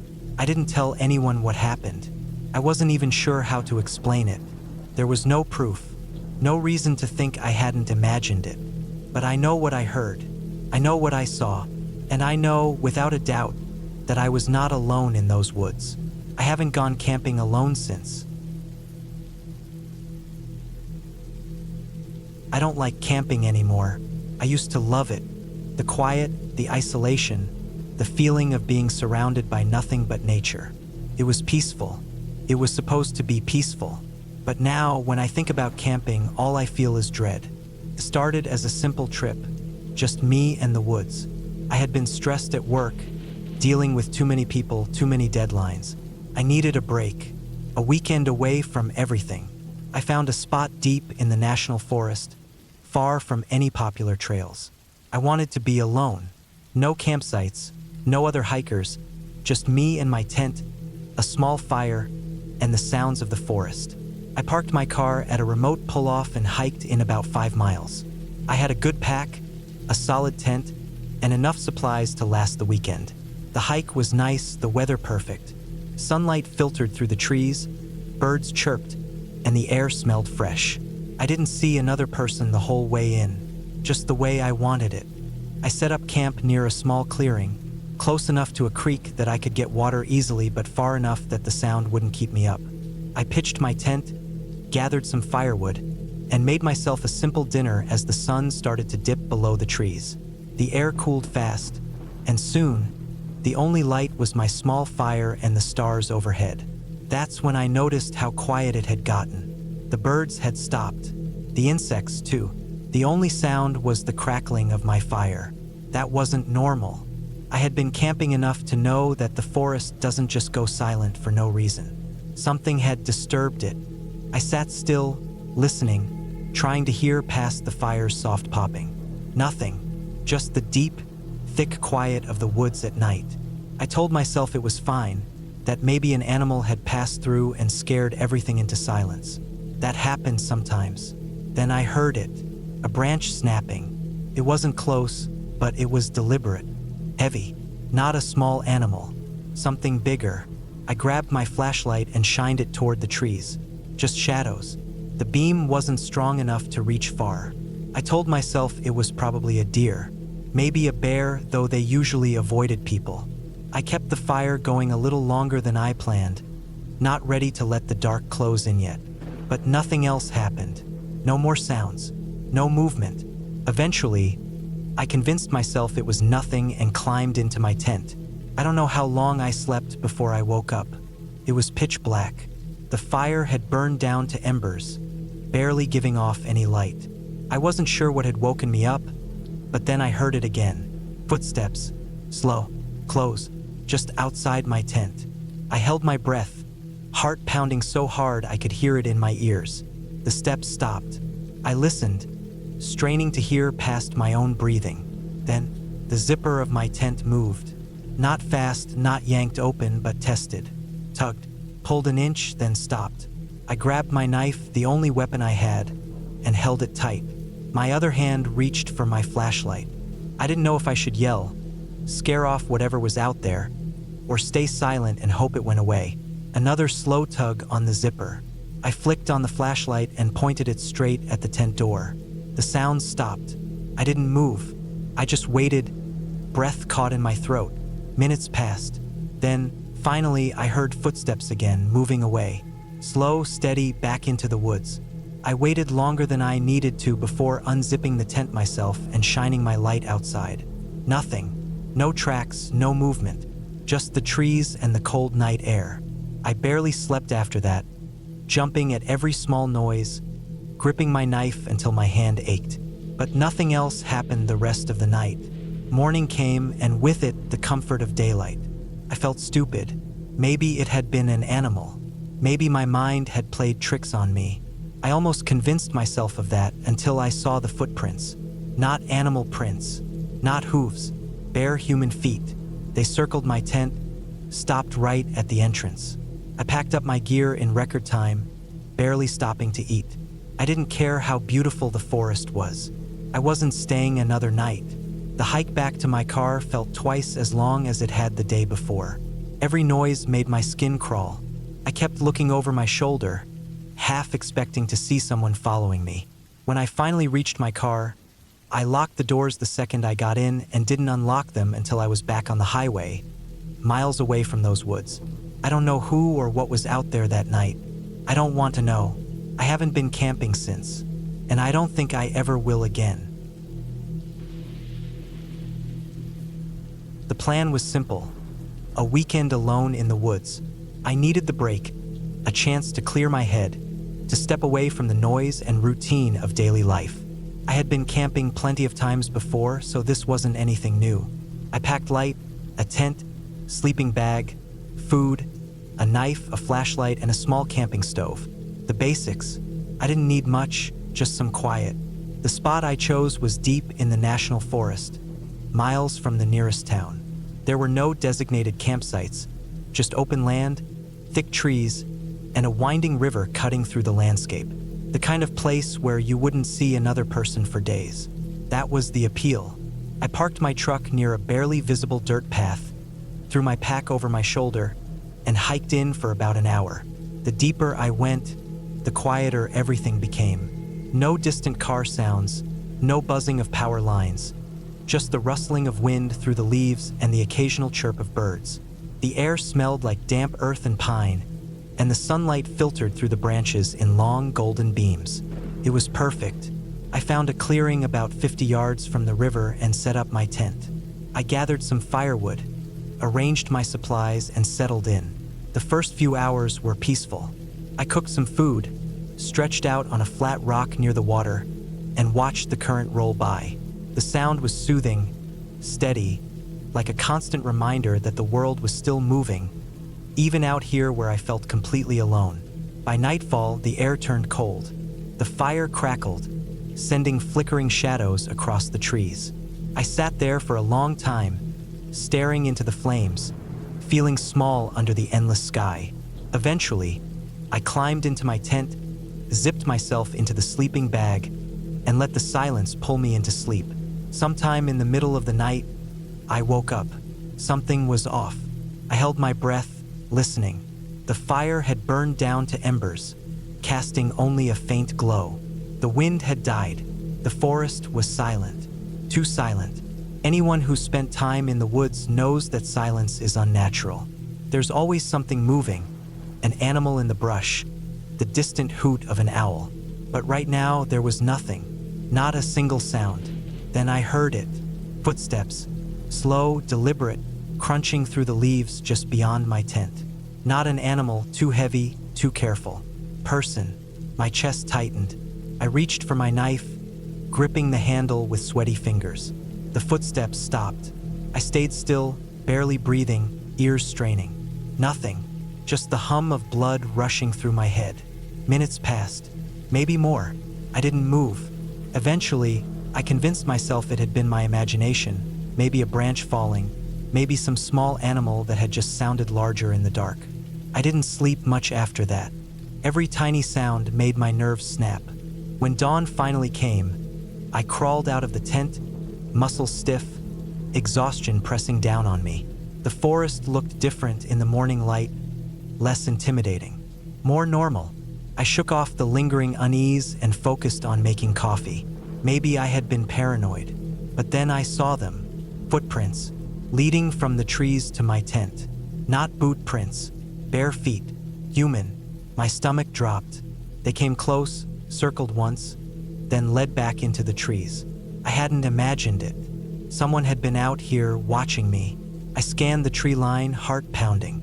Nothing, just endless green, stretching in every direction. No sign of movement, no broken branches, no sound. I crouched down, examining the tracks. The prints were deep, the dirt displaced like whoever made them had been standing there for a long time, shifting their weight. Watching, I needed to leave. I packed fast, stuffing my gear into my bag with shaking hands. The whole time, I felt exposed, like eyes were on me, hidden somewhere beyond the trees. I doused the fire, slung my pack over my shoulder, and started toward the trail that would take me back to my truck. The woods felt different now. Shadows seemed darker, the trees taller, the silence heavier. I walked fast, knife still in my hand, my pulse thudding in my ears. Every few minutes, I glanced over my shoulder, expecting to see someone following me. Nothing, just the empty trail winding through the forest. Then, about halfway back to my truck, I saw something that made my stomach lurch. A piece of fabric, hanging from a low branch, a strip of red flannel, faded and torn. I stopped, my breath caught in my throat. Someone had been here, recently. I scanned the area. The undergrowth was disturbed, trampled in spots. More footprints, leading off the trail, deeper into the woods. My first instinct was to move faster, to put as much distance between myself and this place as possible. Then I saw another piece of fabric, and another, like a trail, leading somewhere. I don't know why I followed it. Maybe part of me thought someone was in trouble. Maybe I just needed to know. But I stepped off the path, moving cautiously, following the scraps of fabric deeper into the trees. After about 50 yards, I found it. A small clearing, a fire pit, long cold. A pile of bones, not human, probably deer, but picked clean. And a tent, or what was left of one. Torn fabric, collapsed poles. A backpack half unzipped, spilling out old clothes. No sign of anyone. I stood there, heart hammering, every instinct screaming at me to leave. The place looked abandoned, but I couldn't shake the feeling that someone had been here recently, that they might still be nearby, watching. I backed away, careful, slow. Then I turned and ran, full sprint, crashing through the underbrush, lungs burning. I didn't stop until I reached my truck. I fumbled with the keys, threw my pack in the back, and peeled out, gravel spraying as I tore down the dirt road. I didn't look back. I don't know who was out there. I don't want to know. But someone had been watching me that night. Someone had walked up to my tent and stood there, silent, listening. And somewhere out in those woods, they're probably still there, waiting. I never thought much about fear. Not the real kind. The kind that sits in your chest, heavy and cold, making your breath shallow and your mind race. I had been camping more times than I could count. I knew the woods, the sounds, the feeling of being alone out there. But this time was different. I had planned the trip for months. Just me, my pack, and the quiet of the wilderness. I picked a spot deep in the mountains, far from the usual trails, somewhere that wouldn't be packed with hikers or weekend campers. It was supposed to be 3 nights of solitude, hiking, fishing, and nothing else. I parked my truck at the base of the trailhead around midday. The air was cool, crisp, carrying the scent of pine and damp earth. The sky was clear, the kind of blue you only see in the mountains. I shouldered my pack and started walking. The first few miles were easy, the trail well-defined. Birds called from the trees, and the occasional squirrel darted across the path. As I got deeper, the sounds of the world I knew faded away. No more distant car engines, no voices. Just the wind moving through the branches and my boots crunching over dirt and fallen leaves. By the time I reached my campsite, the sun was starting to dip behind the peaks. It was a perfect spot. A small clearing surrounded by thick trees, close to a creek. I set up my tent, gathered some firewood, and got a small fire going. Dinner was simple, just a can of chili heated over the flames. I ate while listening to the sounds of the forest settling in for the night. Then I heard something, a snap like a branch breaking underfoot. Close. I froze, staring into the darkness beyond the firelight. My first thought was a deer, maybe a bear. I reached for my flashlight and swept it across the trees. Nothing, just the dense forest, unmoving. I told myself it was just my mind playing tricks, the natural sounds of the woods. But something felt off. I stayed by the fire a little longer, letting the warmth push away the unease creeping up my spine. Eventually, I convinced myself it was nothing and crawled into my tent. The ground was hard beneath my sleeping bag, but I was exhausted. Sleep came fast. Sometime in the middle of the night, I woke up. Not fully, just that half-conscious state where you're aware of something but not sure what. The fire had burned down to embers, casting faint red light through the fabric of my tent. Then I heard it again. A slow, deliberate step, not an animal scurrying. Something heavier. I stayed still, barely breathing. The sound came again, closer this time. A footstep on dry leaves, just outside the tent. My mind raced. A bear? A mountain lion? Neither of those would move like this. Too slow, too controlled. I reached for my knife, gripping it tight. Then the sound stopped. Silence stretched long, pressing in from all sides. I forced myself to stay awake, listening, but nothing came. After what felt like hours, exhaustion won. Morning light filtered through the trees, and everything felt normal again. But I knew what I had heard. I checked around the campsite. No prints, no signs of anything unusual. But the feeling lingered. I should have packed up then, should have turned back. But I didn't. The second night, the feeling of being watched was stronger. The air felt heavier. My gut told me something wasn't right, but I stayed. I forced myself to shake it off. Cooked my dinner, kept the fire high. Then, just like the night before, the footsteps came. This time, they didn't stop at the edge of the campsite. They circled, slow, steady, just beyond the fire's glow. I gripped my knife, body tense. My brain screamed at me to run. But where? Into the dark? No way. The steps stopped. The night stretched on. I didn't sleep. Dawn came, and I was still gripping that knife, muscles aching from staying tense for hours. I packed up fast, heart pounding the entire time. I didn't eat, didn't even take down the tent properly. I just stuffed everything into my pack and started back down the trail. The feeling never left. The entire hike back, I kept glancing over my shoulder, listening. I moved fast, faster than I ever had with that much weight on my back. When I reached my truck, I threw my gear inside, locked the doors, and sat there, breathing hard. I looked back at the trailhead, at the dense trees beyond it, and that's when I saw it. Just for a second, a figure, too far to make out details, but close enough that I knew it wasn't my imagination. Standing just at the edge of the trees, watching. I didn't stick around. I don't camp alone anymore. I don't go deep into the woods, and I never ignore my gut again.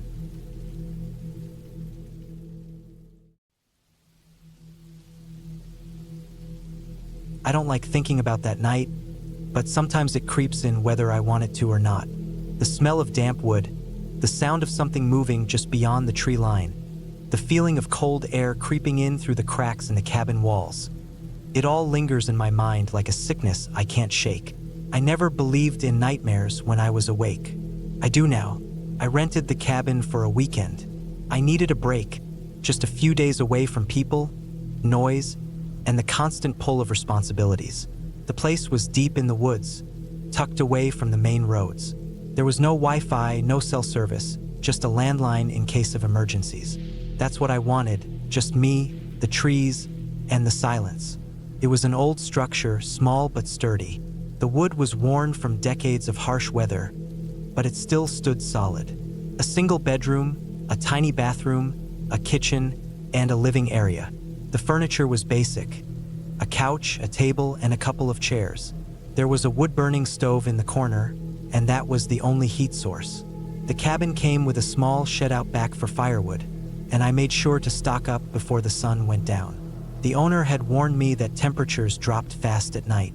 I arrived in the late afternoon, parked my truck at the bottom of the long dirt path, and hiked up with my bag. The air was crisp, carrying the scent of pine and wet leaves. The woods were still, almost unnaturally so. I didn't hear a single bird or rustling animal, just the crunch of my boots on the ground. Inside the cabin, I set my bag down, got the fire going, and settled in. The first few hours were peaceful. I read a book, made some canned soup, and sat by the fire as the light outside faded. The silence was thick, but it wasn't unsettling. Not yet. Around 9, I heard something outside, a branch snapping, then another. Not the wind, something heavier, something moving. I grabbed my flashlight, went to the window and shined it outside. Nothing, just trees and darkness. I told myself it was an animal, probably a deer. I went back to the couch, tried to ignore it, but my ears were tuned in now. Then came the footsteps, slow, deliberate, crunching through the undergrowth. They stopped just beyond the tree line. I didn't move. I barely breathed. I waited, flashlight in hand, heart pounding in my chest. After a long minute, the footsteps moved away, fading into the woods. I tried to rationalize it. A hunter, maybe, someone lost. But who the hell would be out here at this hour with no flashlight, no sign of a camp? The nearest town was miles away.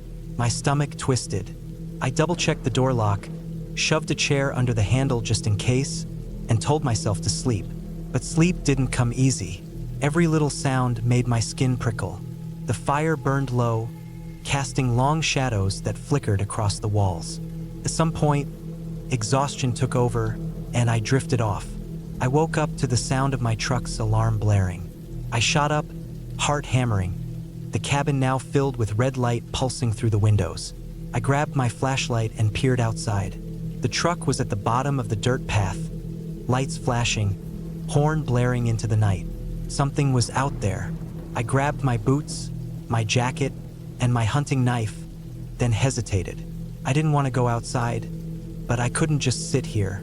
My truck was my way out. If someone was messing with it, I needed to stop them.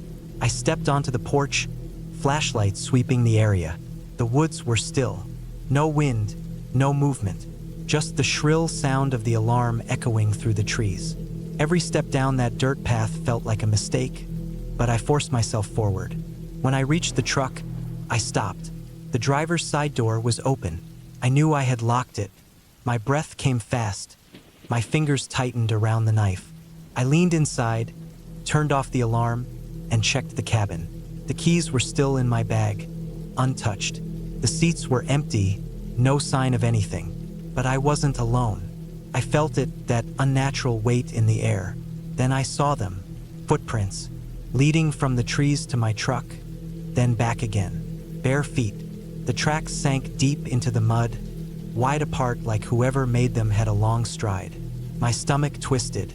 I turned, flashlight scanning the woods, but there was nothing, just trees and blackness.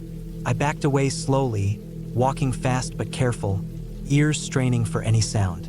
I reached the cabin and locked the door. This time, I pushed the couch against it. The fire had burned down to embers, and I didn't dare light another one. I sat with my back to the wall, knife in my lap, and waited. The night stretched on, endless and silent. Hours passed. Then, just before dawn, I heard it again. A single, slow footstep on the porch. Not moving, just standing. I held my breath, gripping the knife so hard my knuckles ached. The wood creaked under the weight, then scraping. A slow, deliberate drag of something across the wooden planks. A nail, a knife, I don't know. I sat frozen, every nerve screaming at me to run, but there was nowhere to go. Then, just as the first light of dawn began creeping through the trees, the sound stopped. I waited, 10 minutes, 20. Then I forced myself to move, inching to the window, peeking outside. Nothing. The footprints were still there, leading away from the cabin, disappearing into the woods. I didn't waste time. I grabbed my bag, my keys, and I ran for the truck. Started on the first try, and I tore down that dirt road, not stopping, not looking back. I never told anyone. What would I say? That something, watched me all night from the trees? That it walked barefoot through the freezing mud and scraped its nails across my porch? No one would believe me, but I know what I heard. I know what I saw, and I know, without a doubt, that I was never alone in those woods. I don't know why I even agreed to stay in that cabin. Maybe it was the way my friend Eric described it. Quiet, peaceful, perfect for clearing your head. I needed that. Life in the city had been suffocating me, and I was desperate to get away from the noise, the stress, the endless cycle of work and sleep.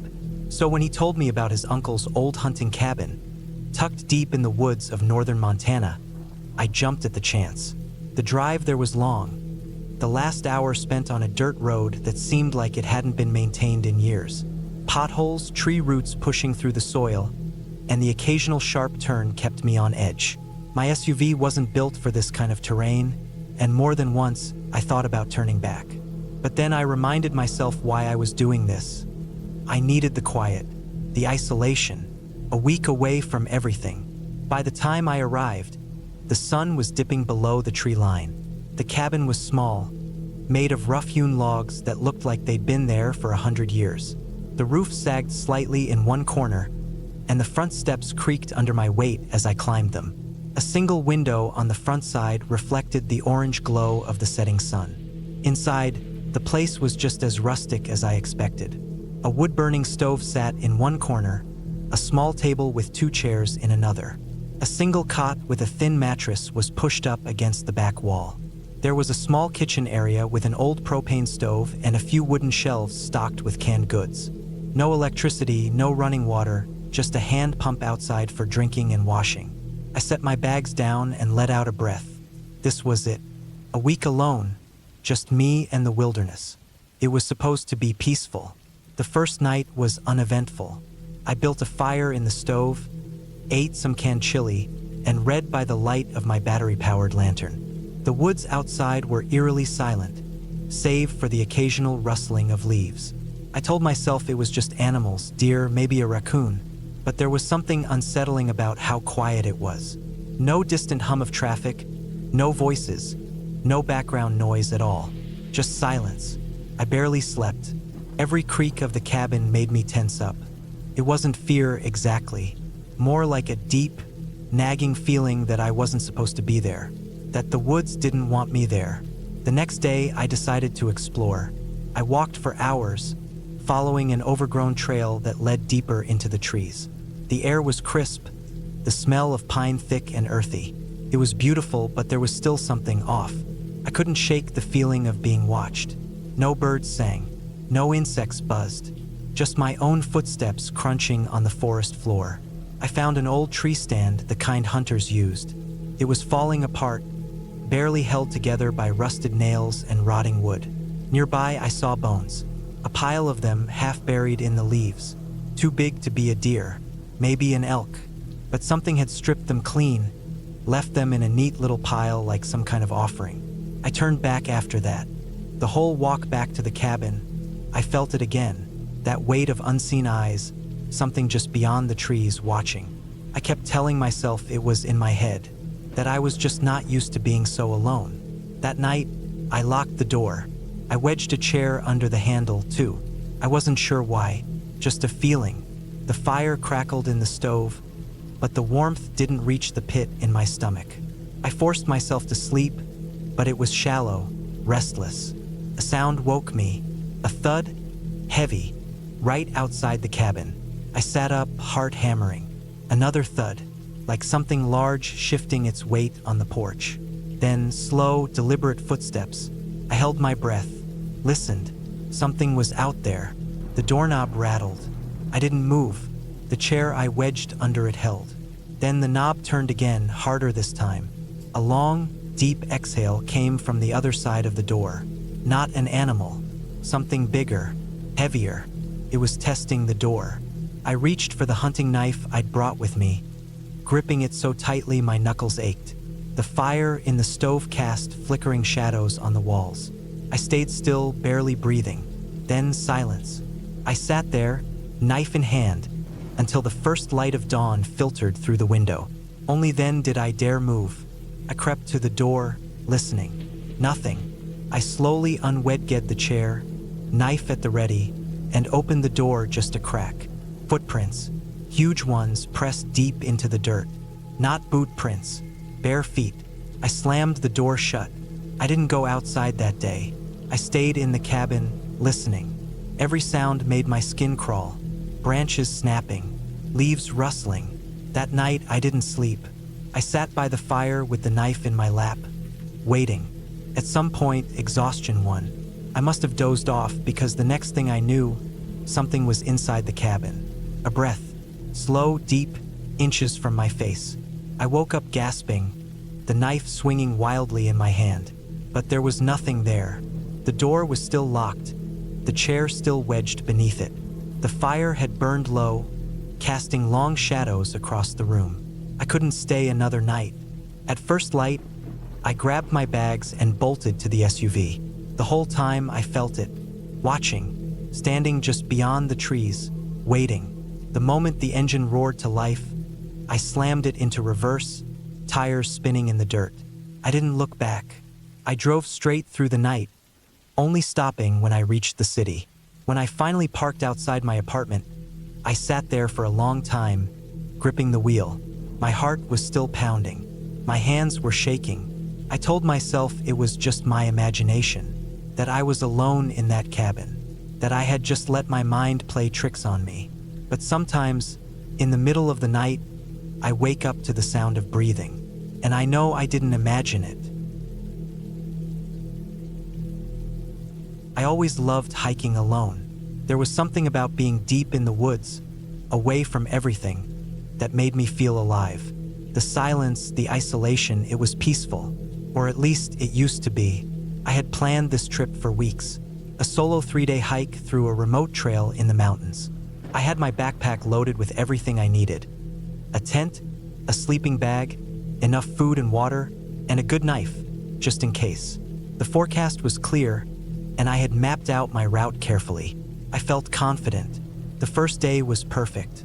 The air was crisp, the trees were tall and endless, and the only sounds were birds and the crunch of my boots on the dirt path. I made good progress, stopping occasionally to take in the view.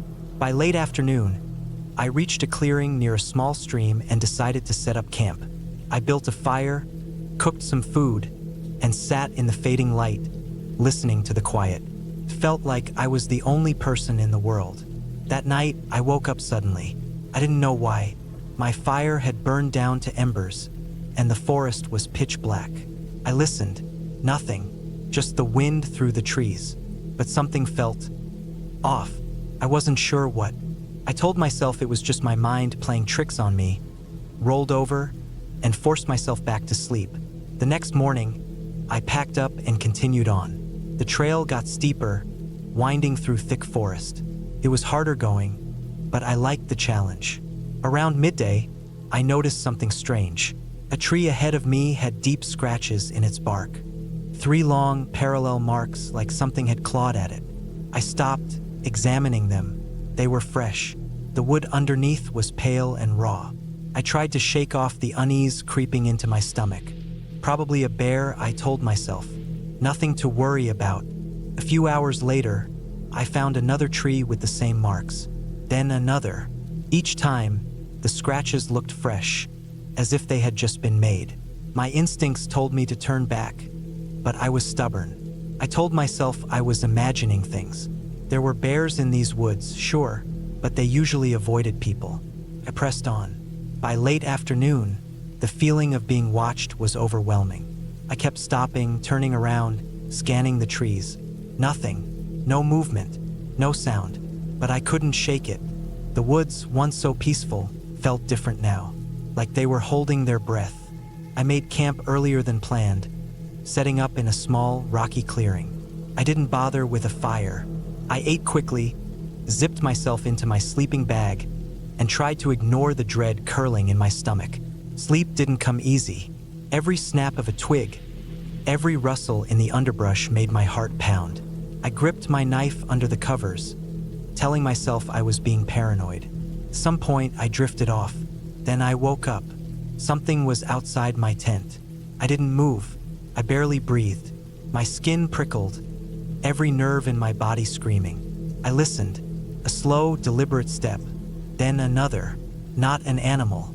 Too heavy. I lay frozen, gripping my knife so tight my hand ached. The footsteps stopped, just outside the thin fabric of my tent. I could hear my own heartbeat pounding in my ears. Then, a long, slow exhale. Right next to me, I shot up, yanking my knife free, and slashed blindly at the tent wall. Something moved fast. I heard it crash through the trees, heavy footfalls fading into the darkness. I sat there, shaking, gasping for air. I waited until dawn before I dared to move. When the first light broke through the trees, I unzipped the tent slowly and stepped out.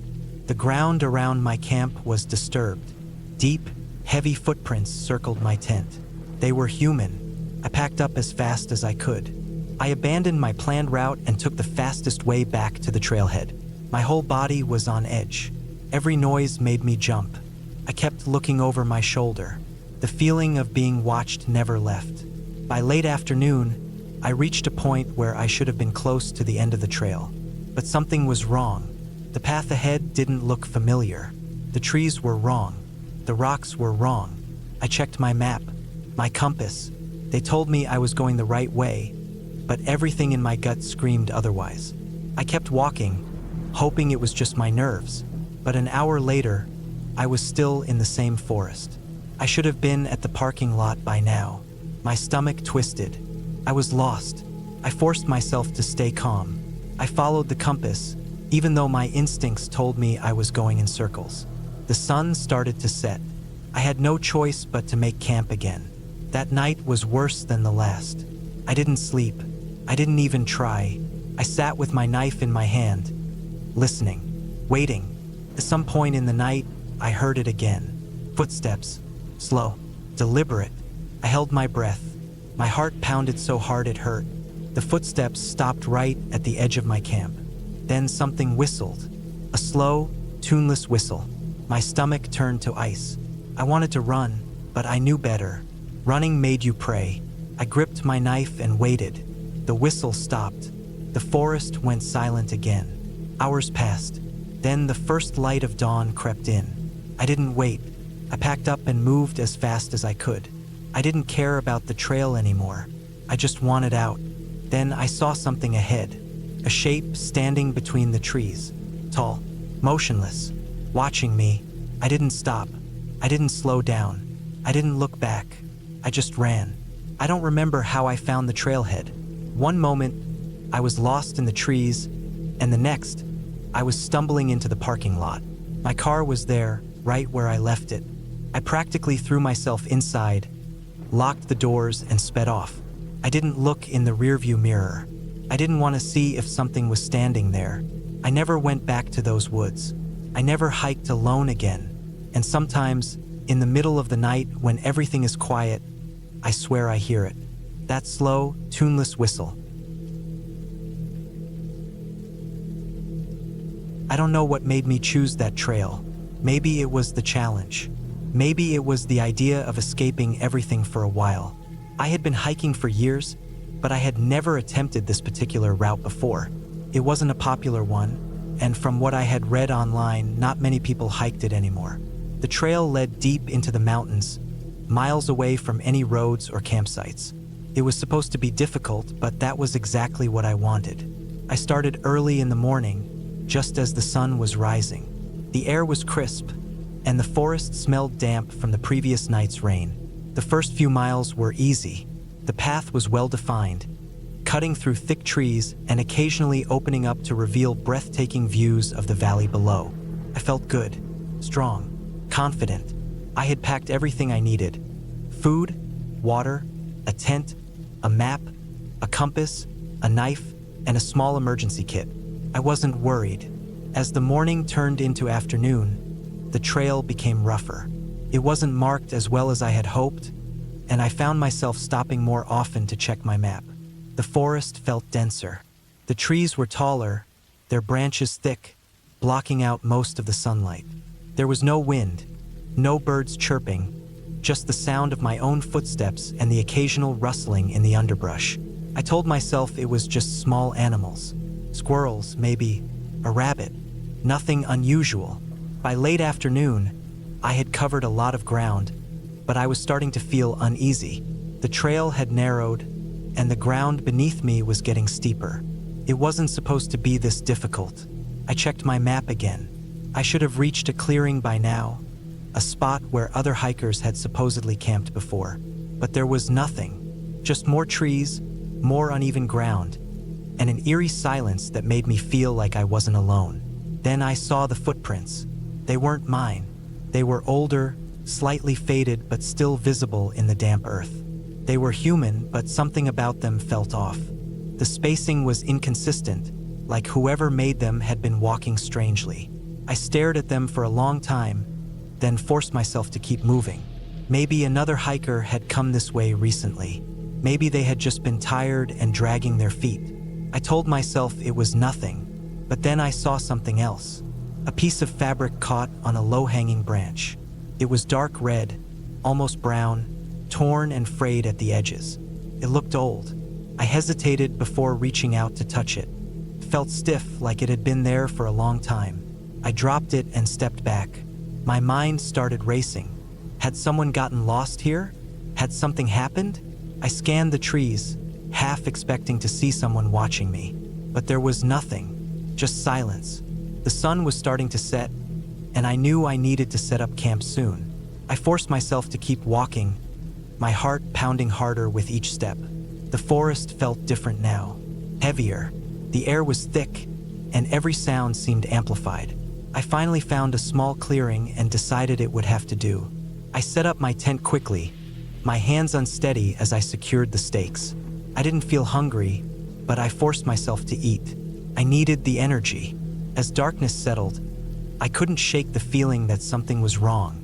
I kept my knife close and tried to sleep, but every sound made my eyes snap open. Twigs breaking, leaves rustling. The sounds were too close, too deliberate. I wanted to believe it was just an animal, but I knew better. I stayed awake, my body tense, listening. Hours passed. Then, sometime in the middle of the night, I heard it. Breathing. Slow. Deep. Not mine. It was just outside my tent. I held my breath, gripping my knife so tightly my hand ached. My mind raced through my options. If I unzipped the tent, I'd expose myself. If I stayed inside, I was trapped. The breathing continued, steady and unhurried. Then, just as suddenly as it had started, it stopped. Silence. I waited, my entire body frozen. Minutes passed, then an hour. I didn't dare move. Eventually, exhaustion won. I must have drifted off because the next thing I knew, the sun was rising. I didn't waste any time packing up. My body ached from tension and lack of sleep, but I didn't care. I just wanted to get out. The trail was even harder to follow in the morning light. It felt different, like it had changed overnight. I kept glancing over my shoulder, convinced someone, or something, was behind me, but I saw nothing. Then I came across something I hadn't seen before. Another tent. It was old, covered in dirt and partially collapsed. The fabric was torn. The poles snapped. It had been there for a long time. I forced myself to look inside. A sleeping bag, shredded. A backpack, empty. No signs of a person. Just abandoned, left to rot. My stomach twisted. Someone had camped here. Someone had left in a hurry. Or worse, they hadn't left at all. I moved faster. I didn't stop for water, didn't check my map. I just ran. The forest blurred around me, branches whipping against my arms. I stumbled, fell, got back up. I didn't care about injuries. I just needed to get out. The fear was primal now, raw and overpowering. Something was wrong with this place. Something was watching me. I could feel it. It took hours, but I finally made it back to where the trail started. My car was still there, untouched. I threw my pack in the back and sped off, not stopping until I was miles away. Only then did I allow myself to breathe. I don't know what happened in that forest. I don't know who left that tent or whose footprints I saw. I don't know what was outside my tent that night, but I do know one thing. I will never go back. I've been hiking for years, but this was the first time I truly felt like I was being hunted. Not by a bear or a mountain lion, but by something far worse, something that wore a human face. It started as just another solo hike. I had taken time off work and wanted to clear my head. My plan was to spend 3 days deep in the mountains, away from the noise of the city. I packed light but made sure I had all the essentials.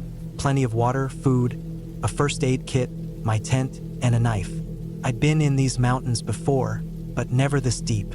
The route I had picked was a little more remote, less traveled, exactly what I was looking for. The first day was uneventful. I walked for miles, taking in the crisp mountain air and the sound of the wind moving through the trees. By late afternoon, I had set up camp near a small creek. I made a fire, cooked a simple meal, and watched the sky darken. The night was peaceful, the stars stretching endlessly above me. I remember feeling lucky, grateful even, to be out here, alone with nature. If I had known what was coming, I would have turned back then. The second day was when things started feeling off. I woke up early, packed my gear, and continued deeper into the forest. The trail was narrower here, the trees more crowded together. There was a strange stillness in the air, a quiet that felt unnatural. No birds, no rustling of small animals in the underbrush, just silence. By midday, I reached a clearing and decided to rest. I sat on a fallen tree, drinking water, eating a granola bar. That's when I noticed it, a footprint in the dirt. Not mine, fresh. It wasn't unusual to see other hikers' footprints, but something about this one made me pause. It was deep, like the person was heavier than me, and the tread pattern was odd. Not a hiking boot, something smoother, almost like a dress shoe. I tried to shake it off. Maybe a ranger had come through or some other hiker with bad footwear choices. But I felt uneasy. I picked up my pace after that, moving quicker, pushing myself further. I kept looking over my shoulder, expecting to see someone. No one was there. By the time I made camp that night, my nerves were shot. I set up my tent near a rocky outcrop, using the boulders as a windbreak. My fire was smaller than usual, the light barely stretching past my tent. I ate quickly, my ears straining for any sound beyond the crackling flames. Then I heard it, a branch snapping. Close. I froze, my spoon halfway to my mouth. My brain scrambled for explanations. An animal? A falling branch? Wind? But there was no wind, and the sound had been deliberate, slow, cautious. I put my food down and reached for my knife. My heart hammered in my chest. I stared into the darkness, straining my eyes, but I couldn't see anything. I listened. Nothing, just the fire crackling. After what felt like an eternity, I forced myself to relax. I was being paranoid. Long hikes could do that to you, make you see things, hear things. The mind plays tricks. Still, I kept my knife close as I crawled into my tent. I barely slept. Every tiny sound made my eyes snap open. The wind against the fabric, the settling of the trees, the occasional creak from the woods. I thought I heard footsteps once. Slow, deliberate steps near my campsite. But when I forced myself to look, nothing was there.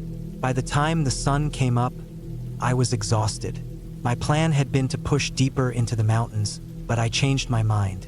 I decided to loop back instead, take a different route, but head toward the trailhead. I wasn't scared exactly, but I felt uneasy, like I had overstayed my welcome. I moved fast, almost too fast, ignoring my body's exhaustion. I just wanted to get out of there. But as I hiked, I started noticing things. A cigarette butt on the side of the trail, still fresh. A scrap of cloth snagged on a tree branch, too clean to have been there long. And then, the worst thing, another footprint. The same as before. Deep, smooth-soled. But this time there were two. Side by side, facing the trail. Like someone had stood there, watching. I nearly ran after that. My body screamed in protest, but I pushed on, my only goal being to reach the main trail before dark. I was miles from my car, but if I could just get back to a more populated area, I'd feel better, safer. I don't know how long I walked before I saw the cabin. It wasn't on any map. It wasn't an old ranger station or an abandoned shack. It looked lived in. The windows were boarded up, but the door was slightly ajar. And the worst part? The footprints led straight to it. Something told me to keep walking, not to stop, but my curiosity got the better of me. I crept closer, just enough to see inside. The smell hit me first. Rotting meat, the stench of something long dead. My stomach turned, my skin crawling. I didn't want to look, but I did. Inside, the walls were covered in something dark. Smears, streaks. The furniture was old, broken. There were empty cans of food, a filthy mattress in the corner. And on the far wall, scratched into the wood, were words. Don't turn around. Every hair on my body stood up. I felt my breath catch, my stomach drop. I didn't want to, but I couldn't help myself. I turned. Nothing. Just trees. Silent, unmoving trees. I ran. I don't remember making the choice. My body just did it. I tore through the woods, my pack slamming against my back, my lungs burning. I didn't stop. Not even when I tripped. Not even when branches tore at my arms and face.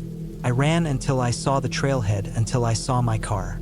I fumbled with my keys, threw my gear into the back, and peeled out of there so fast my tires kicked up gravel. I didn't stop driving until I was miles away, until I saw buildings, people, signs of normal life. I never went back to that trail. I never reported the cabin. I don't know why. Maybe I was scared of what they'd find, or worse, what they wouldn't. All I know is that something or someone was out there, watching, waiting, and I was never supposed to leave. I had always loved hiking alone.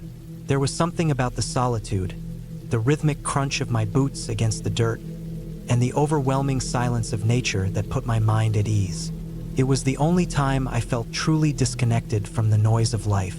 So when I planned a 3-day solo hike through the dense forests of the Pacific Northwest, I was excited. I had done hikes like this before, nothing too extreme, just long, quiet treks through deep woods and over rolling hills. The first day went by smoothly. The trail was well marked, the air crisp with the scent of damp earth and pine needles. I followed a winding path that led through towering trees, their branches tangled high above, blocking most of the sunlight. Occasionally, I'd hear the distant call of a bird or the rustling of leaves as a small animal darted away. But for the most part, it was just me and the forest. I made good time and reached my planned campsite near a small creek before sunset. I set up my tent, made a small fire, and boiled water for my dehydrated meal. As I sat there, listening to the gentle trickle of water and the occasional snap of a twig somewhere in the distance, I felt completely at peace. There was no one around for miles. Just me, the trees, and the darkening sky. The first night was uneventful. I woke up once, around 3 a.m., to a distant rustling outside my tent, but I assumed it was just a raccoon or some other nocturnal animal. After a few minutes of listening, I drifted back to sleep. The second day, I planned to cover more ground. The path ahead led deeper into the forest, away from any established campsites. I was heading toward an old, lesser-known trail that I had read about online.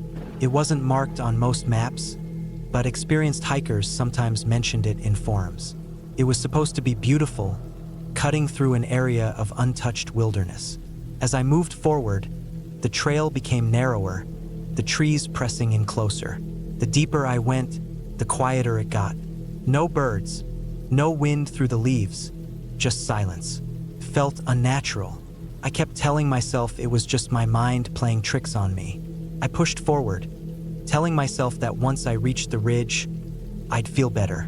By midday, I found a clearing where I stopped to eat. The air was heavy and still.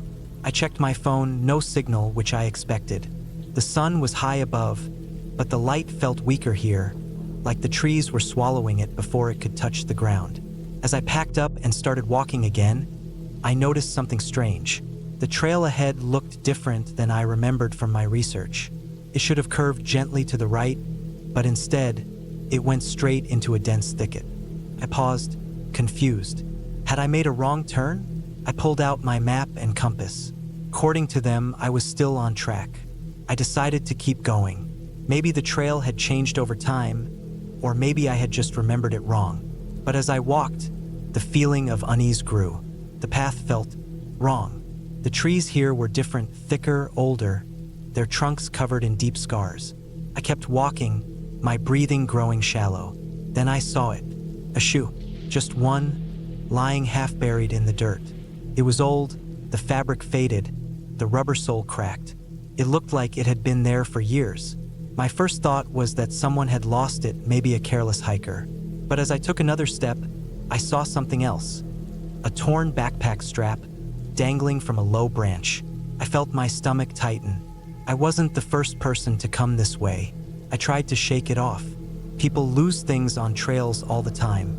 I kept moving, but I couldn't ignore the way my body was reacting.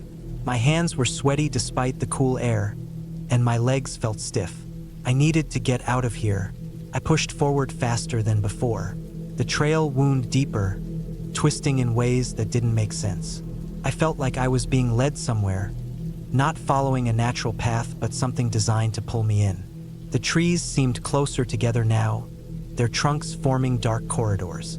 Then I saw another sign, a rusted, broken pocket knife lying in the dirt. That was enough. I turned around, determined to retrace my steps and get back to familiar ground. But as I walked, the trail didn't look the same. The trees seemed different, the landscape unfamiliar. I told myself to stay calm, to follow my compass and map. But no matter which way I went, I couldn't find the clearing where I had stopped for lunch. It was like the forest had shifted around me. Panic started creeping in. I forced myself to breathe slowly, to think logically. I had enough supplies to last a few days. Worst case, I could camp and try again in the morning. I found a small, relatively open area and set up my tent. That night, the forest wasn't silent. I heard movement, not the random rustling of animals, but deliberate steps. Slow, steady, circling my tent. I lay there, gripping my knife, barely breathing. The steps would stop, then start again, closer this time. I didn't move. I didn't make a sound. The hours dragged on, and I forced myself to stay awake, listening. Just before dawn, the steps stopped. As soon as the sky started to lighten, I packed up and moved. My body was screaming at me to run, but I forced myself to stay steady. I followed my compass, ignoring the twisting trails, pushing straight in one direction. Hours passed. My legs burned. My throat was dry, but I kept moving. Then finally I saw it. A familiar tree, one I had passed the day before. Relief flooded through me. I was back on the main trail. I didn't stop. I hiked faster than I ever had, pushing forward until, at last, I saw the parking lot in the distance. I didn't look back. I never went hiking alone again. I always enjoyed hiking alone. The quiet, the solitude, the way the forest swallowed up the sound of the outside world. It was peaceful. That's why I decided to take a weekend trip into the mountains, following an old trail I had read about online. It was supposed to be remote, untouched, perfect for what I wanted, just me and nature. The first few miles were exactly what I expected. The path wound through thick trees, the air smelled of pine and damp earth, and birds called out from somewhere deep in the woods. The trail was narrow but well-marked, cutting through stretches of dense forest before opening up into clearings where the sun beamed down in warm patches. Everything felt right. I hiked for hours before stopping for a break. I found a good spot off the trail, a small clearing surrounded by tall trees. I set my pack down, took a sip of water, and let my legs rest. The only sound was the rustling of leaves in the breeze. That's when I noticed it. Something was off. It wasn't anything obvious, but a feeling crept up my spine. The air felt different, heavier. The forest around me seemed too still. I couldn't place it, but suddenly I felt uneasy, like I was being watched. I scanned the trees, looking for movement. Nothing, just shadows shifting as the wind stirred the branches. I shook it off, convincing myself it was just my mind playing tricks. I had been alone for hours, after all. I should have turned back then, but I didn't. I got up, slung my pack over my shoulders, and kept moving. The trail began to change, subtly at first. The dirt path became rockier, the trees pressed in closer. The markers were still there, faded paint on trees and small wooden signs, but something about them seemed wrong. I couldn't explain why. Maybe it was the way they were weathered, older than they should have been. Maybe it was the way they seemed misplaced, like someone had shifted them slightly, leading me somewhere different than where the trail was meant to go. An hour passed, then another. I checked my map. According to it, I should have been nearing a small stream where I could refill my water. But there was no stream, Just more trees, more rocks, more silence. I should have been worried then, but I wasn't. Not yet.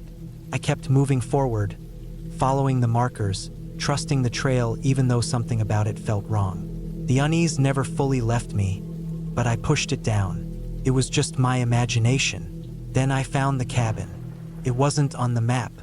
It wasn't supposed to be here, but there it was, tucked between the trees like it had grown out of the earth itself. The wood was dark, weathered, almost black. The roof sagged in places. The windows were empty, just gaping holes staring out at the forest. No glass, no curtains, just empty spaces.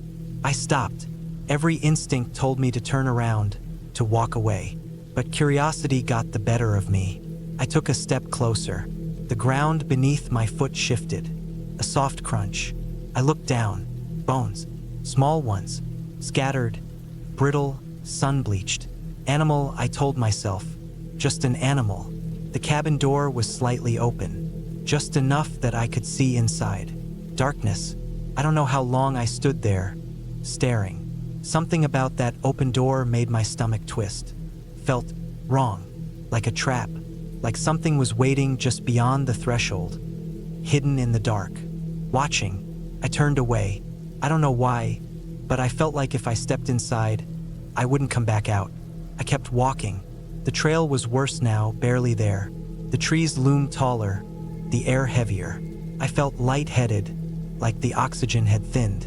My stomach churned. I was exhausted, but I didn't want to stop.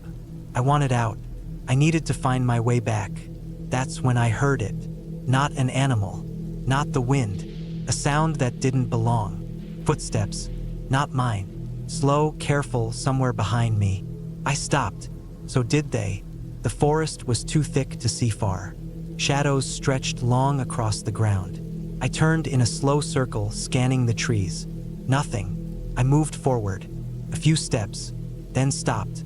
The footsteps followed. My body went cold. I wasn't alone. I walked faster.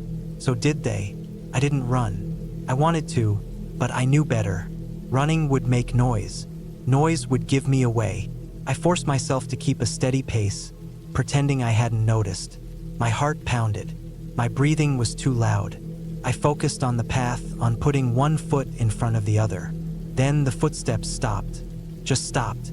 I didn't look back. I didn't want to see what was there. I just kept moving faster now. The trees began to thin. The air lightened. I recognized the landscape. I was getting close to the trailhead. Then I smelled it. Rot. Like something long dead. Something left to decay under the sun. But the air was cool. The sun hidden behind the trees. The smell shouldn't have been here. It grew stronger with every step.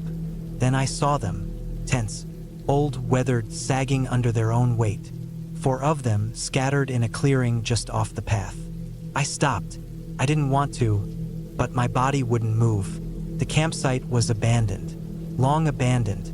The tents were torn, the fabric brittle. I stepped closer.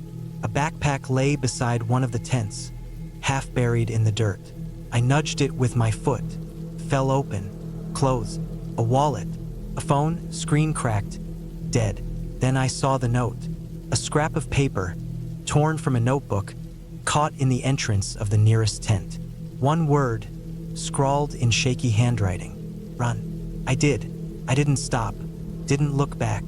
I ran until my lungs burned, until my legs felt like they would give out. The trail widened. The trees parted. And then, my car. I stumbled toward it, hands shaking as I fumbled for my keys. I threw myself inside, locked the doors, started the engine. I didn't breathe until I was miles away. I don't know who or what was out there. I don't want to know. I just know I won't be hiking alone again. Ever. I had planned the hike for weeks. It was supposed to be a solo trip. Just me, the trees, and the endless sky stretching over the mountains. I had done this kind of thing before. Packing light but smart, mapping out the route in advance, and keeping my gear in top shape. I wasn't a beginner. I knew what I was doing. The trail I chose was deep in the wilderness, far from any tourist-heavy spots.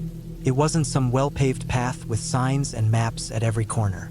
It was raw, untouched, the kind of place where you wouldn't see another human for days if you went deep enough. That was the whole point.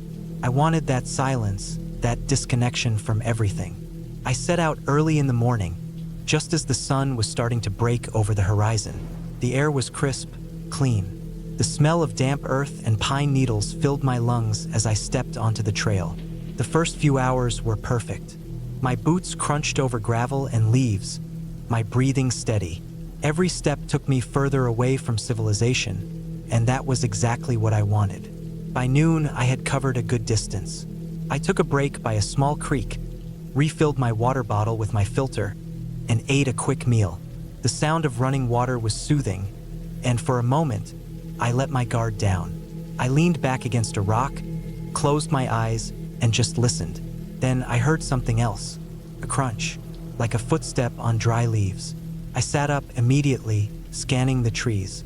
Nothing. No movement, no sign of anything out of the ordinary. Probably an animal, I told myself. This deep in the woods, it was normal to hear things. I shook off the unease and continued. The trail got steeper as I climbed, the terrain more rugged. Rocks jutted out at awkward angles. Tree roots snaked across the ground like veins. I moved carefully, focusing on my footing. But that feeling, like I wasn't alone, stuck with me. Hours passed. The sun dipped lower, casting long shadows through the trees. I needed to set up camp before it got too dark. I found a relatively flat clearing near a cliffside, giving me a good view of the valley below. It was beautiful, but something about it felt off. I ignored it. I was just tired, I told myself. I set up my tent, built a small fire, and ate my dinner. The sky turned from orange to deep purple, then black. The stars looked sharper out here, the air colder. That's when I heard it again. A footstep, closer this time. I froze, my heart hammering in my chest. I grabbed my flashlight and aimed it toward the trees. The beam cut through the darkness, landing on nothing but trunks and branches. I stayed still for a long time, listening. The fire crackled beside me. The wind rustled the leaves, but there was nothing else. Maybe my mind was playing tricks on me. Being alone out here, surrounded by darkness, could do that to you. I forced myself to relax, climbed into my tent, and zipped it up. My knife was within reach, just in case.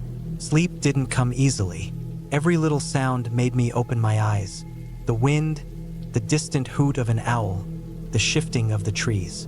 And then something different, something moving just outside my tent. I held my breath. My fingers curled around the handle of my knife. The sound was slow, deliberate, not the skittering of a small animal. Something larger. I waited and waited, then silence. Minutes passed, maybe longer. Eventually, exhaustion took over, and I drifted into a light, uneasy sleep. Morning came, and I unzipped my tent cautiously.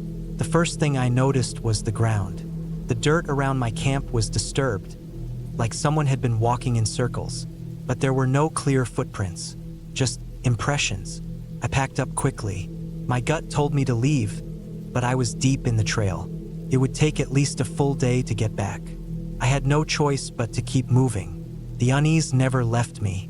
Every few minutes, I stopped to listen. The forest felt different now, less welcoming. By midday, I reached a narrow pass between two cliffs. The path was tight, just a few feet across, with sheer drops on either side. I moved carefully, hugging the rock face.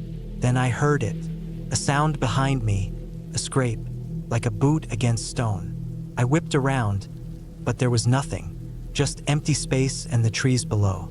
My pulse pounded in my ears. I turned back and kept moving, faster now. My body was tense, every nerve on edge. I felt watched, and then the smell. It was faint at first, a hint of something foul, something rotten. It got stronger as I moved forward, until it was unbearable, like death baking under the sun. I reached a bend in the trail, and that's when I saw it. A backpack, torn open, the contents scattered. A few feet away, something worse. Shreds of clothing, a boot with the laces still tied, dried stains on the rocks. My stomach dropped. I wasn't the only one who had come this way, and whoever had been here before me hadn't made it out. I didn't think. I just ran. I didn't care about the trail anymore. I moved as fast as I could, crashing through branches, stumbling over rocks. I didn't stop until I saw the first signs of civilization, a sliver of a road through the trees. When I finally reached my car, I locked the doors, my hands shaking as I turned the key in the ignition. I never went back. Later, I searched for missing person reports in the area. There were several. Names, faces, people who had gone hiking and never returned. I don't know what I heard that night. I don't know what left those marks around my tent or who or what was watching me. But I do know one thing. Something is out there, and it doesn't want to be found. I had been planning this hike for weeks. It was a remote trail, deep in the backcountry with no official name, just a route pieced together from old maps and scattered forum posts. The appeal was the isolation. No tourists, no families with kids, no weekend hikers with Bluetooth speakers blasting music. Just raw nature. The drive out there was long, mostly dirt roads with no signs, but I finally reached the trailhead around noon. The sky was clear, and the air smelled like pine and damp earth. I strapped on my pack, checked my water, and started walking. The first few miles were beautiful. Thick forest, the sound of birds, a crisp breeze. I took my time, enjoying the quiet. There was no defined path, just a faint, overgrown track that wound through the trees. I had my GPS, but I also carried a paper map and compass just in case. About 3 hours in, I reached a ridge. The view was incredible. Rolling green hills, a distant river, and no sign of civilization in any direction. I stopped for a quick snack and then pressed on, heading down the other side into denser woods. That's when I noticed something odd. The forest felt different. The air was heavier, the silence deeper. I hadn't seen an animal in a while, not even a bird, just trees and thick underbrush, closing in on both sides. Then I saw it, a boot, half buried in the dirt, scuffed, old, just sitting there, like someone had stepped out of it and walked away. I nudged it with my foot, empty, but nearby there was another one. Not a pair, this one was different, a different brand, smaller. Something about it made my skin crawl. People lose gear all the time, but this? 2 random boots, different sizes, miles from any trail? I moved on. No reason to dwell on it. But as I walked, I started noticing more. A torn piece of fabric caught on a bush, a rusted canteen, an old, sun-bleached backpack, its straps shredded. It was unsettling, but I told myself there had to be a reason. Maybe an old campsite, maybe hunters, maybe just junk that had been there for years. I kept going. The deeper I got, the stranger it felt. The trees grew denser, the ground uneven. My GPS showed I was still on track, but the landscape didn't match the map. And then I found the clearing. It was small, no more than 20 feet across. The ground was unnaturally flat, the grass shorter than it should have been. And in the center, a pile of bones. Not human, at least I hoped not, but picked clean, brittle with age. Scattered, as if something had torn whatever animal this was apart. I felt exposed, like I was being watched. I turned around and started back. That's when I realized something was wrong. The trees looked different. The path I had just walked didn't look familiar anymore. The terrain was off slightly, but enough that I noticed. My gut tightened. I pulled out my GPS, but the screen glitched, flickered. Then it froze completely. No service, of course. I took a deep breath and checked my map. According to it, I should have been able to backtrack easily, but nothing around me matched. I picked a direction and walked, trying to stay calm. An hour passed, then 2. The sun was lower now, casting long shadows through the trees. I hadn't found the ridge, the stream, or anything I recognized. Then I saw movement. Not an animal, something human. Just a flicker between the trees, too fast to make out. I stopped, listened. Nothing. I moved faster. My breathing was heavy, my muscles tight. Every so often, I'd see it again. Something, someone, always just out of sight. I told myself it was my mind playing tricks, that I was just spooked. But deep down, I knew that wasn't true. Then I smelled it. Rot, wet, decaying, thick and heavy, coating the back of my throat. I stumbled forward, desperate now, pushing through the undergrowth. My foot caught on something, and I fell hard, scraping my hands on the dirt. I looked down. A body, not fresh, not old. The clothes were faded, the skin leathery, but the smell, God, the smell. The face was gone. Just an empty, hollowed-out skull staring up at me. I scrambled back, heart hammering. And then I heard it. Not footsteps, not breathing, just movement. Close, too close. I ran. Branches slapped my face. Roots caught my ankles, but I didn't stop. Couldn't. I ran until my legs burned, until my lungs felt like they were going to burst. Then suddenly the trees thinned. I stumbled onto a dirt road, collapsing onto my knees. A road, a real, actual road. I forced myself up and followed it, shaking, exhausted. I walked for what felt like hours until I saw the glint of a car. My car. I didn't question it. I just got in, locked the doors, and drove. I don't know how I got turned around. I don't know who or what I saw, but I do know one thing. I will never go back. I planned the trip for months. A solo hike through the Cascade Mountains, deep into the wilderness where the trees stretched forever, and the trails were barely visible. I wanted something real, something that would push me to my limits. No cell service, no distractions, just me and the forest. The first few days were perfect. The air was crisp, and the scent of pine was strong in the cool breeze. My boots crunched against the dirt path, and the only sounds were birds chirping and the occasional rustle of leaves as small animals darted through the underbrush. I kept a steady pace, following my map, making sure to mark my progress on my GPS before I lost service completely. By the fourth day, I was deep in the backcountry, far from any designated camping spots.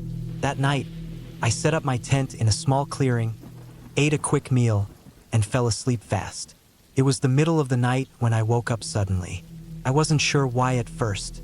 The forest was silent, too silent. The normal hum of crickets and rustling leaves was gone. I listened, straining my ears, but there was nothing, just a deep, heavy silence that felt wrong.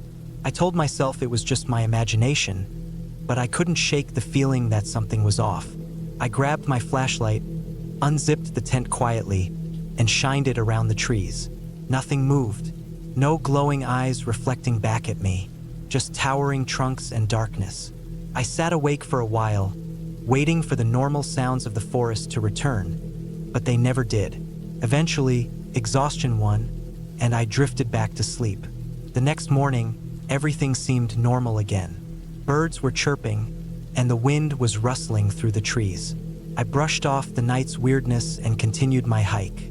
The trail was getting harder to follow, but I had my compass and map, so I wasn't worried. By midday, I reached a ridge with a view stretching for miles. The landscape was beautiful, untouched wilderness in every direction. I took a break, drank some water, and checked my map. That's when I noticed something strange.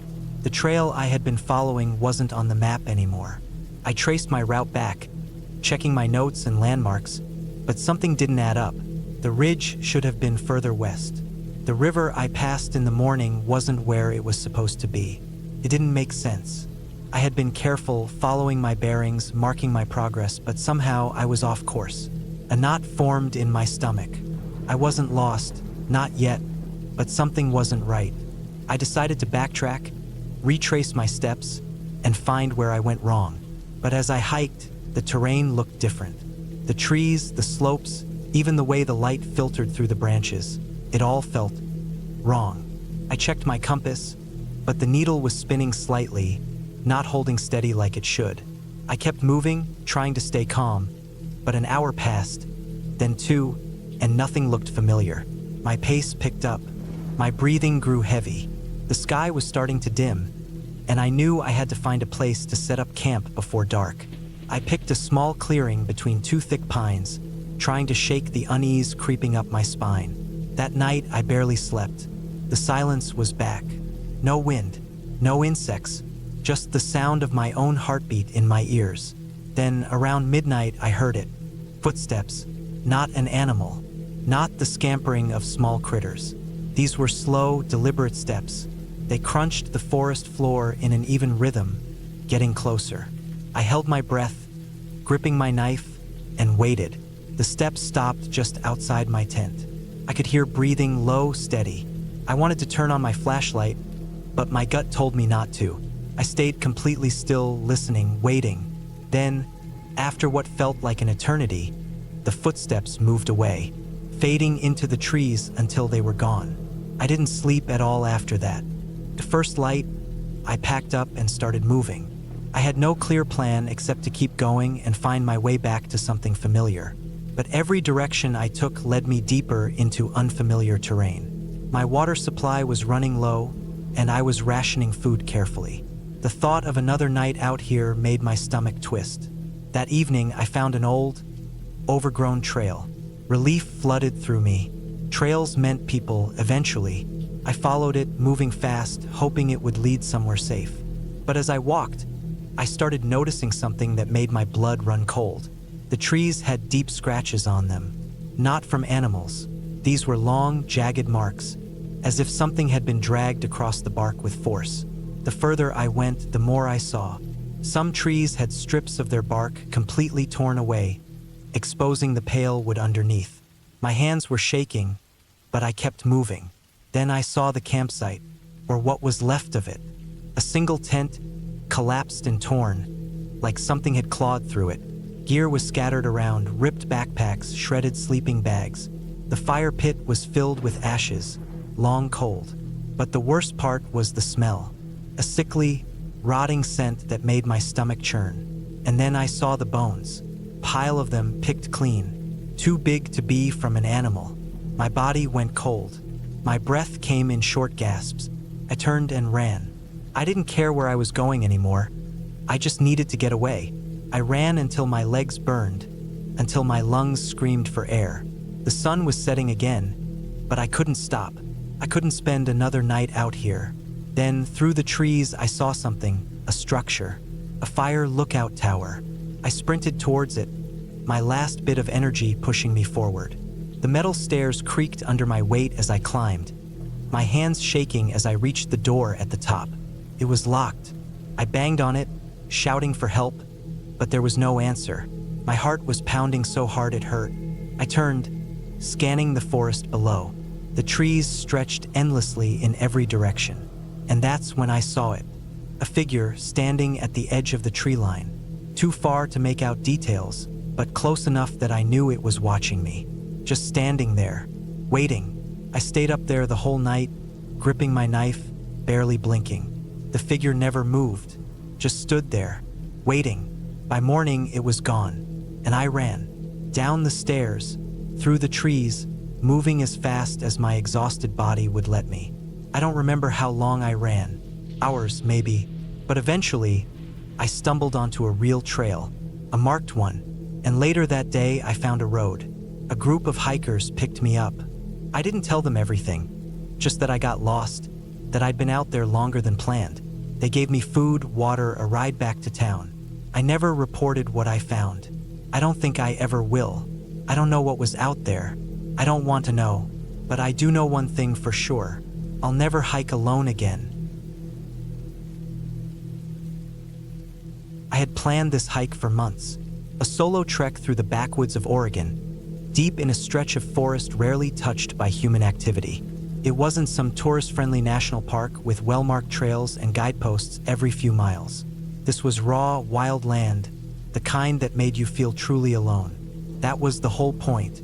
Just me, my gear, and nature. I started early in the morning, the sun barely rising as I parked my truck at a small pull-off beside a forgotten dirt road. There was no official trailhead, just an old logging road that disappeared into the trees. I shouldered my pack, double-checked my supplies, and stepped into the unknown. The first few miles were peaceful. The forest was alive with birdsong, the crisp morning air filling my lungs. The ground was soft underfoot, damp from the previous night's rain. Everything smelled fresh, earthy, clean. I followed an old game trail, barely a footpath, winding through dense pines and thick underbrush. Occasionally, I saw signs of wildlife. A few deer tracks in the mud, a squirrel chattering angrily from a branch above. But otherwise, I was alone, exactly how I wanted it. By midday, I had covered about 7 miles. I found a decent clearing and sat down for a quick lunch. A protein bar, some jerky, a swig of water. My plan was simple: hike another 5 or 6 miles, set up camp, and then head back in the morning. I didn't have a strict route, just a general direction. I had my compass, my map, and a good sense of where I was. Everything was going according to plan. That changed in the afternoon. I was about 10 miles in when I noticed something strange. The forest had gone quiet. The birds had stopped singing. The insects had stopped buzzing. Even the wind, which had been rustling through the trees all morning, had died down. It was an eerie silence, the kind that made the hair on the back of my neck stand up. I told myself it was nothing, just my imagination. But as I walked, I started noticing other things. The trail, if you could even call it that, had become harder to follow. The trees looked different, twisted almost, their bark gnarled and peeling. The undergrowth was thicker, harder to push through. And then there were the tracks. At first, I thought they were animal prints, but the more I looked, the less sense they made. They were large, but not like a bear or a cougar. The shape was odd, elongated, almost human, but wrong. They were spaced strangely, like whatever made them had an unnatural gait. I crouched down, running my fingers through the dirt, fresh, maybe a few hours old. I stood up quickly, suddenly uneasy. The logical part of my brain told me it was just a misinterpretation, a trick of the light. But my gut was telling me something else. Something wasn't right. I pressed on, but my pace was slower now, more cautious. I kept scanning the trees, listening, waiting for some sound. Any sound. Nothing. Just that oppressive silence. Then I found the first carcass. A deer, or what was left of one. His body was torn open, ribcage exposed, organs missing. But there was no sign of scavengers. No flies, no maggots, nothing feeding on it. The blood was still fresh, dark and sticky in the dirt. My stomach tightened. I'd seen predator kills before, but this was different. It wasn't clean. It was vicious, done for sport, not for food. Something had torn this animal apart with unnatural aggression. I gripped my knife, more for comfort than anything else, and forced myself to move on. The forest started feeling claustrophobic. The trees pressed in on me, the light filtering through the canopy, turning everything a sickly shade of green. My breathing was louder than I wanted it to be. I adjusted my pack, tried to focus, but every instinct was screaming at me to turn back. Then I saw the second carcass, and the third, each one worse than the last. A raccoon, a fox, a coyote, bodies mutilated, insides hollowed out. No pattern, no logic, just senseless destruction. I clenched my jaw, my heart hammering in my chest. I had to get out of here. Now, I turned around, moving quickly, trying to retrace my steps. But something was wrong. The trail was gone. The path I had been following all day had disappeared. I stopped, took out my compass. North. I just had to keep heading north, and I'd hit the logging road eventually. I forced myself to keep moving. The silence felt heavier now, like the whole forest was holding its breath. And then, finally, a sound. A branch snapping somewhere behind me. My body froze. I turned slowly, scanning the trees. Nothing. Just shadows. Just my own paranoia. I picked up the pace, pushing through the undergrowth. Another sound. Closer. I didn't stop to look this time. I just ran. Branches whipped at my face. Thorns scraped my arms. My pack bounced against my back, the weight slowing me down. I didn't care. I had to get out. Another sound. Footsteps? Couldn't tell. My breath was coming in ragged gasps, my legs burning. I could feel something watching me, something following. And then, mercifully, I saw the road. It was just ahead, maybe 50 yards. I pushed myself harder, lungs screaming, muscles screaming. I didn't look back. I didn't want to see what was behind me. I broke through the last of the trees, stumbled onto the gravel, nearly collapsing. Silence. I turned, chest heaving, and stared back into the woods. Nothing. Just trees, stretching endlessly into the dark. Whatever had been there, whatever had been watching me, was gone. I didn't wait. I ran to my truck, fumbling for my keys, hands shaking. The second I was inside, I locked the doors, started the engine, and peeled out of there, tires kicking up dust and gravel. I didn't stop, didn't look back, just drove until I was miles away. I still don't know what I saw that day. I don't know what was out there. Maybe it was just my imagination running wild. Maybe I got turned around, let fear take over. But those tracks, those carcasses, I know what I felt. I'll never go back.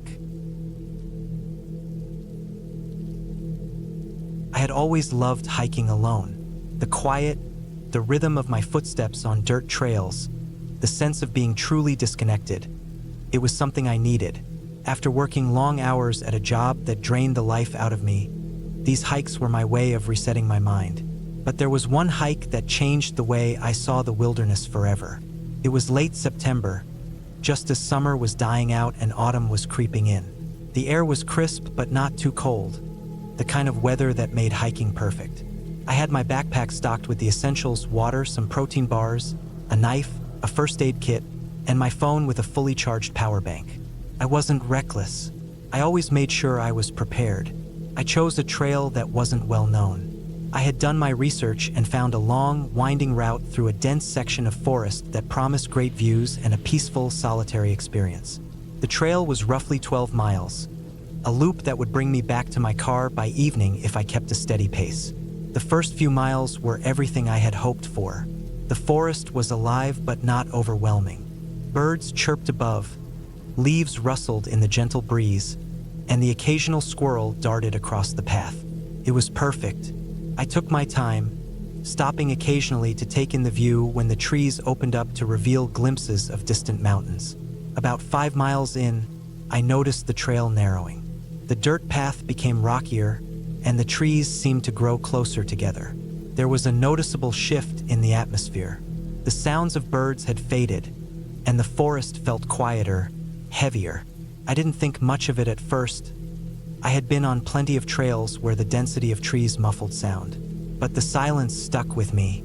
Around mile 6, I came across something odd. A shoe. It was old, weathered, and half buried in the dirt. It looked like it had been there for years. At first, I assumed it was just some lost junk. But then I saw another one a few feet ahead, and then another. A trail of discarded shoes, all in different sizes, all facing the same direction. I told myself it was just weird litter.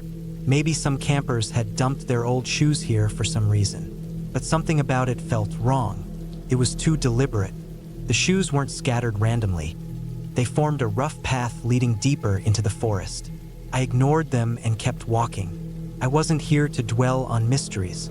I just wanted to finish my hike and get back before dark. By mile 7, I realized I hadn't seen a single trail marker in a while. That was strange. The trail wasn't well maintained, but it was still a marked route. I backtracked a bit, scanning the trees for the usual blazes of paint that signified the correct path. Nothing. I pulled out my phone to check my GPS. No signal. That was expected. This deep into the forest, service was spotty. I wasn't worried yet. I had a good sense of direction, and I knew if I just followed my own footprints back, I'd be fine. But as I turned to retrace my steps, I noticed something that made my stomach tighten. My footprints were gone. The dirt was disturbed, sure, but not in a way that clearly showed my tracks. It was as if the forest had swallowed them up. A wave of unease settled in. I took a deep breath and forced myself to think rationally. Maybe the wind had shifted the top layer of dirt. Maybe the ground here was just too dry to hold proper tracks. I wasn't lost, I just needed to focus. I decided to keep moving forward, hoping I'd find another marker soon. But the deeper I went, the worse it got. The trees felt like they were closing in, and the silence was deafening. No birds, no wind, just my own breathing and the crunch of my boots on the forest floor. And then I saw it. A backpack, old, torn, slumped against the base of a tree. It had been there for a long time. The fabric was faded, and the zippers were rusted. I crouched down and nudged it with my foot. Empty. But next to it was something that sent a chill up my spine. An old water bottle, the kind with a flip-top lid, cracked and dry. And beside that, a rusted knife, its blade half buried in the dirt. I straightened up quickly. Something wasn't right. Someone had been here long ago, and they had left in a hurry. I kept moving faster now. My pulse was pounding in my ears, but I forced myself to stay calm. I needed to get out. I wasn't lost. I just had to find a trail marker, any marker. And then I heard it, a branch snapping, not far behind me. I froze. My breath caught in my throat. That wasn't an animal. It was deliberate, a slow, careful step. I turned my head slightly, just enough to glance over my shoulder without making it obvious. There was nothing there, just trees. But the feeling was undeniable. I wasn't alone. I picked up my pace, moving as quickly as I could without breaking into a run. Running was a bad idea. Running meant panic. Running meant noise. I needed to be quiet. Another sound. Closer. Not footsteps exactly, just movement. A shift in the air. The sense of something watching me, just beyond my line of sight. I gripped my knife in my pocket. I wasn't going down without a fight. Then, up ahead, something caught my eye. A bright orange ribbon tied to a tree. A marker. Relief flooded through me, but I didn't slow down. I moved straight toward it, then spotted another one a few feet ahead. The trail wasn't lost. I had just veered off course. I followed the markers, my heart pounding, my ears straining for any sound behind me. The presence I had felt was still there, but it wasn't following. It was just watching. I don't know how long it took, but eventually, I saw the break in the trees, the parking lot, my car. I didn't stop until I was inside, locking the doors the second I slammed them shut. I sat there for a long time, breathing hard, staring at the tree line. I didn't see anything, but I knew, deep down, that something had been there. Something had been watching me. I never went back to that trail, and I never hiked alone again. The wind was colder than I expected when I stepped out of my truck. The kind of cold that cuts straight through your jacket and makes you feel like you didn't dress warm enough. The sky was overcast, the kind of dull gray that promised rain but never quite delivered. I stood there for a moment, looking up at the towering trees lining the entrance of the trail. The forest felt different today, heavier, quieter. I chalked it up to my own nerves. I had done hikes like this before, but something about this one made my stomach tighten. I had planned this trip for weeks. A 2-day solo hike deep into the wilderness, a chance to clear my head and get away from everything. I had all the essentials in my pack: food, water, my tent, a knife, a fire starter, a GPS, and even a satellite phone just in case. Everything was set. But as I adjusted my backpack straps and took my first step onto the dirt trail, that uneasy feeling didn't go away. The first few miles were uneventful. Just me, the sound of my boots crunching against the dirt, and the occasional rustling of leaves as the wind whispered through the trees. The air was crisp, and the smell of damp earth filled my lungs. I tried to enjoy it, but the quiet was getting to me. Normally, a forest like this would be filled with sounds: birds, insects, the distant scurrying of small animals. But today there was almost nothing, just the occasional groan of the wind pushing through the trees. I pressed on, following the narrow trail as it wound deeper into the forest. I had checked the maps before coming out here, and I knew there were no official campsites. That was fine by me. I wanted to be alone.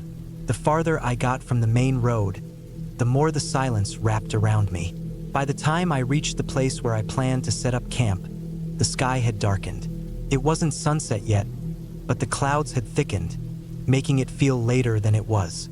I found a small clearing off the trail, surrounded by trees that would block some of the wind. It wasn't perfect, but it would do. I set up my tent, made a small fire, and ate a quick meal. I should have felt at peace. This was exactly what I had come here for. But that feeling still lingered, gnawing at the back of my mind. The quiet felt unnatural. Even when I strained my ears, I heard nothing beyond the occasional rustle of leaves. No crickets, no owls, Nothing. That night, sleep didn't come easy. The wind picked up, making the trees sway and groan, and every so often I'd hear something. A faint snap of a twig, a rustling in the brush. Probably just a deer or some other animal. But in the silence, every noise felt amplified. I kept my knife close, just in case. At some point, I must have dozed off because I woke up suddenly to a sound outside my tent. Not the wind, not an animal. Something deliberate. Footsteps. Slow, careful. I held my breath. Listened. Silence. For a long moment, I stayed still, every muscle in my body tense. Then, just when I started convincing myself I had imagined it, I heard it again. Another step. I grabbed my knife and flashlight, my heart pounding in my chest. I didn't want to go outside, but I had to know what it was. I unzipped the tent just enough to peek out. My fire had burned down to embers, casting only a dim glow around the campsite. The trees stood still, dark and unmoving. Nothing. I scanned the area with my flashlight, my hand shaking slightly. The beam cut through the darkness, revealing only trees, rocks, and underbrush. No movement, no sign of anything. But the feeling in my gut told me something had been there, watching. I sat awake for the rest of the night, listening. But the sound didn't come again. Eventually, the exhaustion took over, and I drifted into an uneasy sleep. Morning came, gray and cold. I packed up quickly, deciding to cut my trip short. I didn't care if I was being paranoid. I just wanted out. As I made my way back to the trail, I felt it again. That presence. I couldn't see anything, couldn't hear anything, but I knew something was there. I walked faster, and then I saw it. About 50 feet off the trail, barely visible through the trees, something was hanging from a branch. At first, I thought it was just some trash caught in the wind, maybe an old piece of cloth. But as I got closer, I realized it was a bundle of sticks, carefully bound together with what looked like twine or animal sinew. I swallowed hard. Someone had put it there. A warning? A marker? I didn't know. I kept walking, my pulse hammering in my ears. Then I saw another one, and another. More of those strange bundles, hanging from trees at odd intervals along the trail. Some had bits of bone woven into them. Others had small carvings scratched into the wood. They hadn't been there when I hiked in. Someone had put them up overnight. Panic gripped my chest. I walked faster, almost breaking into a run. The forest seemed darker now, the trees pressing in closer. The silence was suffocating. Then I smelled it, rot, like something long dead. The wind shifted, carrying the stench through the trees, thick and putrid. I didn't stop. I didn't look back. I just ran. I don't remember much of the rest of the hike back. Just the burning in my legs, the sound of my own ragged breathing, and the feeling that I wasn't alone. When I finally burst out of the trees and saw my truck, I nearly collapsed. I threw my pack into the back, jumped in, and locked the doors before I even caught my breath. I sat there for a long time, my hands gripping the steering wheel, my mind racing. I don't know who put those things in the trees. I don't know what they meant, but I do know one thing. I'll never go back to that forest again. I never thought I'd be the type of person to end up in a situation like this. I was always cautious, always the one to double-check locks, keep an eye on my surroundings, and never take unnecessary risks. But that night, none of that mattered. Because when you're out there, far from civilization and something or someone is watching you, all the precautions in the world won't save you. It started as a simple trip. Just a weekend away from the noise of the city, away from the stress of work. I had been working long hours, barely sleeping, living off takeout and caffeine. I needed a break, a reset. So when I found a cabin listed online, deep in the woods, it seemed like the perfect place to disconnect for a few days. The pictures showed a sturdy wooden structure, small but comfortable. There was a wood-burning stove, a small kitchen, and a bedroom with a large window that looked out into the forest. The description promised solitude, peace, and the kind of quiet you could only find far away from people. The drive out there was uneventful. Long stretches of road gave way to narrow, winding paths through dense trees. The further I drove, the fewer signs of life I saw. No gas stations, no stores, no houses. Just trees pressing in on both sides. The road turned to dirt, rough and uneven. My car wasn't built for off-roading, but I managed. Finally, I reached the cabin. It looked just like the pictures. A simple wooden structure, a small porch out front, a firewood stack neatly piled to one side. There were no other buildings in sight. No neighbors, no signs of anyone else around. I parked the car and grabbed my bags. The air was crisp, the scent of pine thick around me. I unlocked the door and stepped inside. It was small but cozy. Wooden walls, a stone fireplace, a small kitchen area. A single bedroom, a tiny bathroom. The kind of place you'd expect in the middle of nowhere. I set down my bags and took a deep breath. The silence was almost unsettling. No traffic, no voices, no distant hum of electricity. Just the wind moving through the trees and the occasional creak of the wooden floor as I walked. I spent the first few hours settling in, unpacking my things, checking the place out. There was no Wi-Fi, no cell service. That was part of the appeal. No distractions, no emails, no texts. Just me and the quiet. The first night was uneventful. I made a simple meal, sat by the fire, and read a book. The stillness of the place was strange at first, but after a while, I started to relax. I fell asleep early, the kind of deep sleep that comes when your body finally gets a break. I woke up to a sound. At first, I wasn't sure if I had imagined it. It wasn't loud, just a faint noise outside. A soft crunch like footsteps on leaves. I sat up, heart pounding. I listened. Nothing. Just the wind. Maybe an animal. A deer, a raccoon, something harmless. I told myself it was nothing and went back to sleep. The next morning, I stepped outside and noticed something strange. Footprints. Not animal tracks. Footprints. Human. They led from the edge of the trees to the cabin, stopping just a few feet from the porch. My stomach tightened. I hadn't seen any other cabins, no hiking trails, no roads nearby. Who would be out here? I looked around, scanning the tree line. Nothing. Just trees stretching endlessly in every direction. I told myself they must have been old, maybe left by the owner or a previous renter. Still, I couldn't shake the unease that settled in my chest. I spent the day trying to distract myself.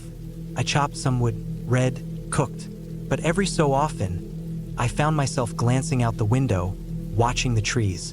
That night, I locked the door, not just the handle, but the deadbolt too. I closed the curtains, even though I knew no one should be out here. I lay in bed, listening, and then I heard it again. Footsteps, slow, deliberate, not close but not far, just outside the cabin. My heart pounded in my chest. I held my breath, straining to hear more. The footsteps stopped. I didn't sleep much that night. The next morning, I checked outside.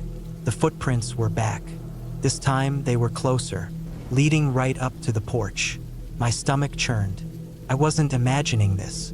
Someone had been out there, walking around my cabin in the middle of the night, watching. I thought about leaving. I could pack my things, drive back to civilization. But I told myself I was being paranoid. Maybe it was just a lost hiker. Maybe some hunter passing through. Still, I couldn't shake the feeling that I wasn't alone. I spent the day on edge. Every creak, every rustle of leaves made my skin crawl. The sun started to set, and I felt a deep sense of dread settle over me. I didn't want to be here anymore. I decided I'd leave in the morning. First light, I pack up and get out. That night, I didn't go to bed. I sat in a chair near the door, my heart hammering. Hours passed. Nothing. And then, sometime past midnight, I heard it. A soft, slow creak. The sound of weight shifting on wood. The porch. Someone was on the porch. I held my breath. My mind raced. My car was outside, but the keys were in the kitchen. I'd have to move fast. Another creak. Then the sound of the doorknob turning. Slow testing. My heart pounded so hard it felt like it would burst from my chest.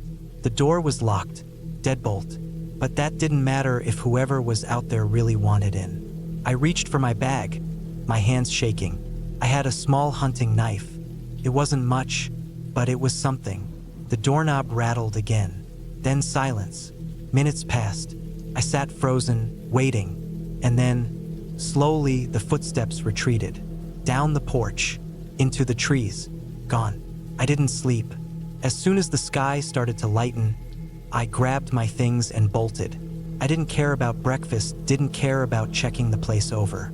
I just grabbed my keys, threw my bag in the car, and sped down that dirt road as fast as I could without losing control. I didn't stop until I hit a main road, until I saw other cars, other people. Only then did I let out the breath I'd been holding. My hands were still shaking. I never found out who it was. The cabin owner said no one else had been out there. No other renters, no workers, no neighbors. Just me. I don't know if it was someone looking for a place to sleep or someone looking for something worse. I don't think I want to know. I never went back. I drove up to the cabin late in the afternoon, the sun already sinking low behind the trees. The road had been rough, miles of dirt and gravel, twisting through dense woods with no sign of another soul for at least an hour. It was exactly what I had been looking for. Isolation, quiet, a place where I could shut out the world and clear my head. The cabin itself was old but sturdy, a single-story structure with a small porch and a pitched roof weighed down by years of snow and rain. It had been sitting unused for a while, but the owner assured me it was in decent shape. The lock on the front door was rusted, and I had to shove my shoulder against the wood to get it open. Inside, the air was thick with dust, stale but not unbearable. A small kitchen, a living room with a stone fireplace, and a single bedroom with a creaky bed frame. It was simple, but it was all I needed. I dropped my bag near the door and went to open the windows. The forest stretched out in every direction, endless trees swaying in the wind. The quiet was unsettling at first, but I told myself I'd get used to it. I just needed time. By nightfall, I had unpacked, lit a fire, and settled in with a book. The wind howled outside, rattling the loose window panes, but inside was warm. The silence felt heavier now, pressing down in a way I couldn't quite explain. Every little sound, the pop of the fire, the creak of the wooden beams, felt too loud, like the whole cabin was holding its breath, waiting. I turned in early, but sleep didn't come easy. The mattress was stiff, the blankets smelled like mothballs, and every time I closed my eyes, I felt like I was being watched. I kept telling myself it was just my mind playing tricks, that it was normal to feel uneasy in a new place.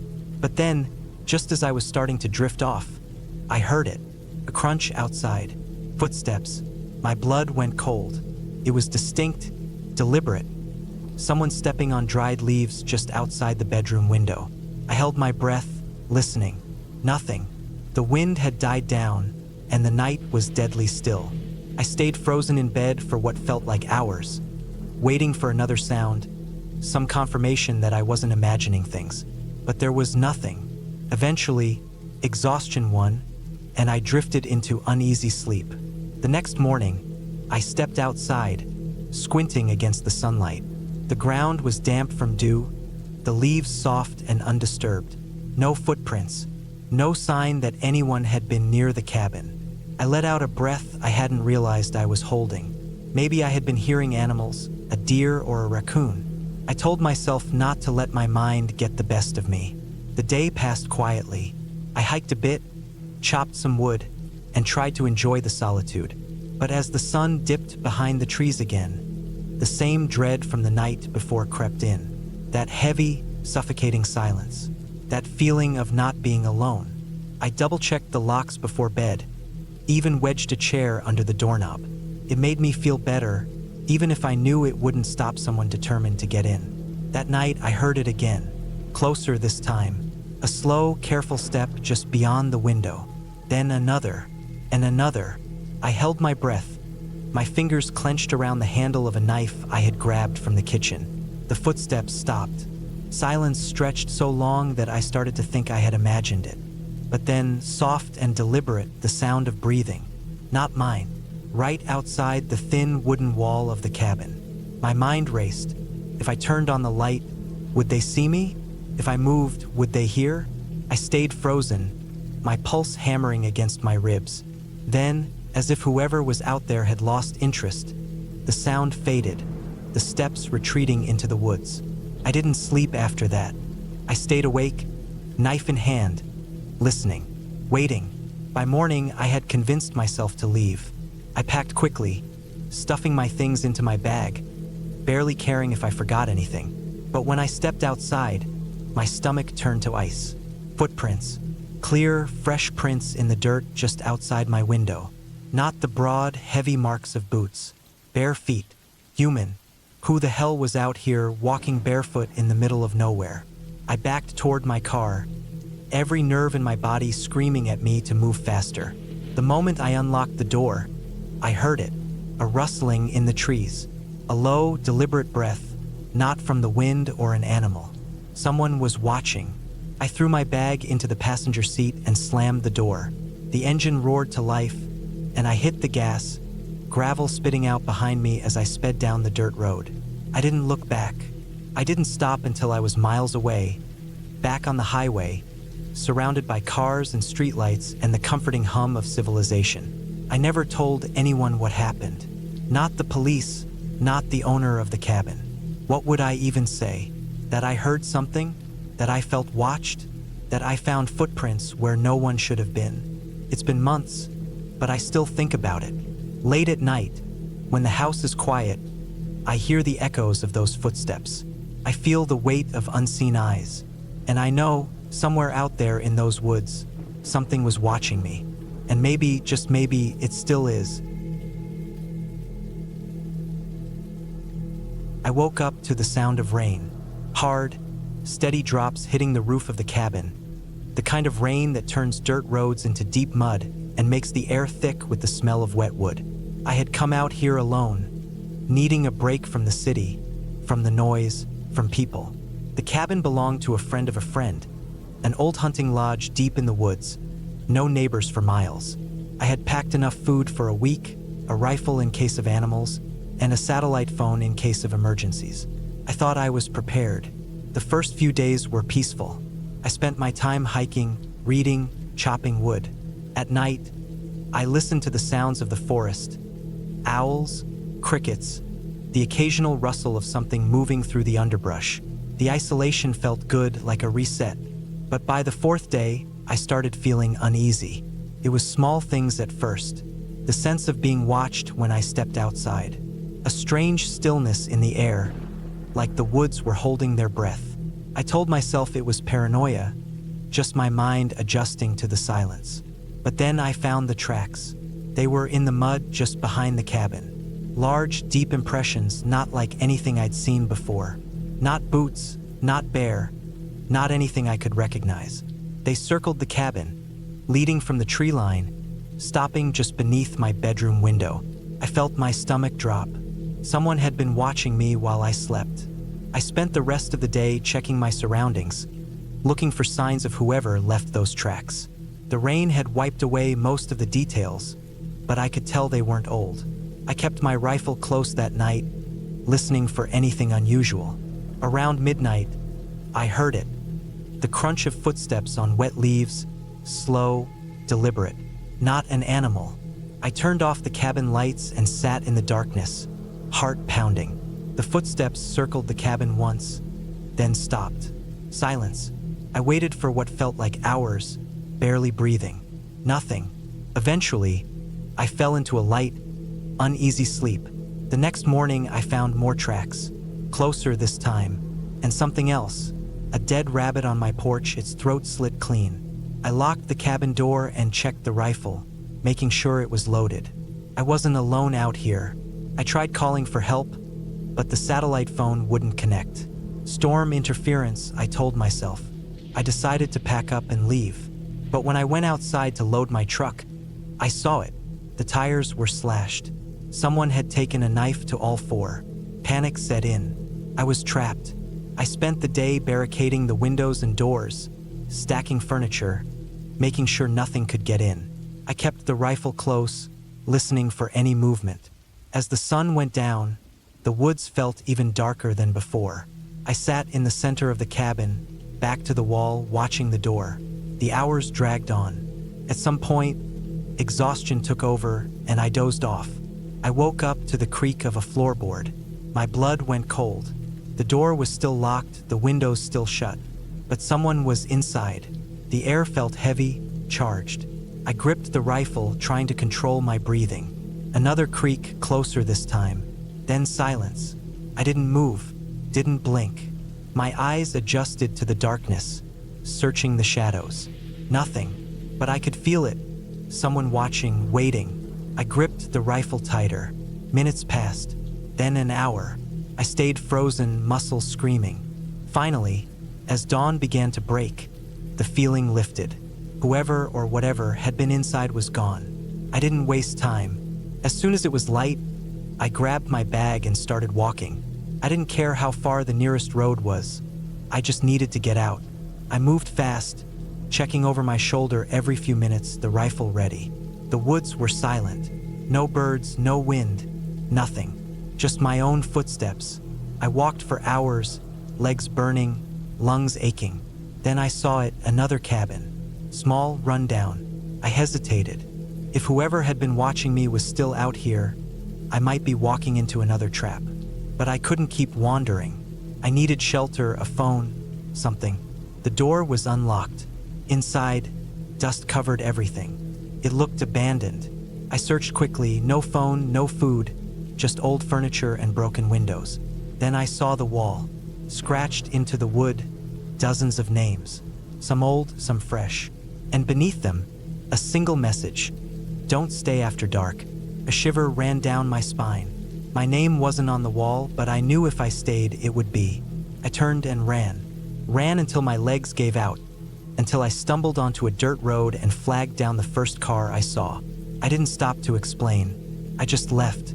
Days later, after I made it back to the city, I looked up missing persons reports from that area. There were too many. Hikers, campers, hunters, people who went into those woods and never came out. I don't know what I saw out there. I don't want to know, but I'll never go back. I needed to get away. Too many things in life were piling up, and I felt like I was drowning in it all. So, I found this cabin online, deep in the woods, far from everything. It wasn't fancy, just a basic wooden structure with a tin roof, a small deck, and a single chimney. No internet, no neighbors, no distractions. Exactly what I needed. The listing had mentioned it was a bit rustic, but that was fine. I wasn't looking for luxury. I wanted silence, a place where I could breathe. Getting there was more of a hassle than I expected. The drive alone took 6 hours, half of which was on back roads with no signs, just a GPS signal that flickered in and out. Then, the final stretch was a dirt path, barely wide enough for my car, winding through dense forest. Trees pressed in on both sides, their branches clawing at my windows like skeletal fingers. I hadn't seen another car for miles, and that was fine. It was what I wanted. Isolation. The cabin sat in a small clearing, a single-story structure with weathered wood and a sloping roof. There was a shed out back, which the owner said had firewood and some tools if I needed them. No electricity, just a generator, and no running water except for an old well. The place smelled like damp wood and old dust when I first stepped inside, but it was sturdy, functional. The front door creaked when I closed it, the sound too loud in the stillness. I set my bags down and took a look around. One main room with a bed pushed against the wall, a small wood-burning stove, and a battered table with 2 chairs. A narrow doorway led to a tiny bathroom with a bucket system for water. No mirrors in the entire place, which felt odd, but I shrugged it off. The only light came from a few old oil lamps, their glass smudged with years of soot. It wasn't exactly cozy, but I hadn't come here for comfort. That first night, I sat on the porch and listened to the silence. No cars, no voices, no hum of electricity. Just the sound of the wind threading through the trees and the distant hoot of an owl. I felt something loosen in my chest. This was good.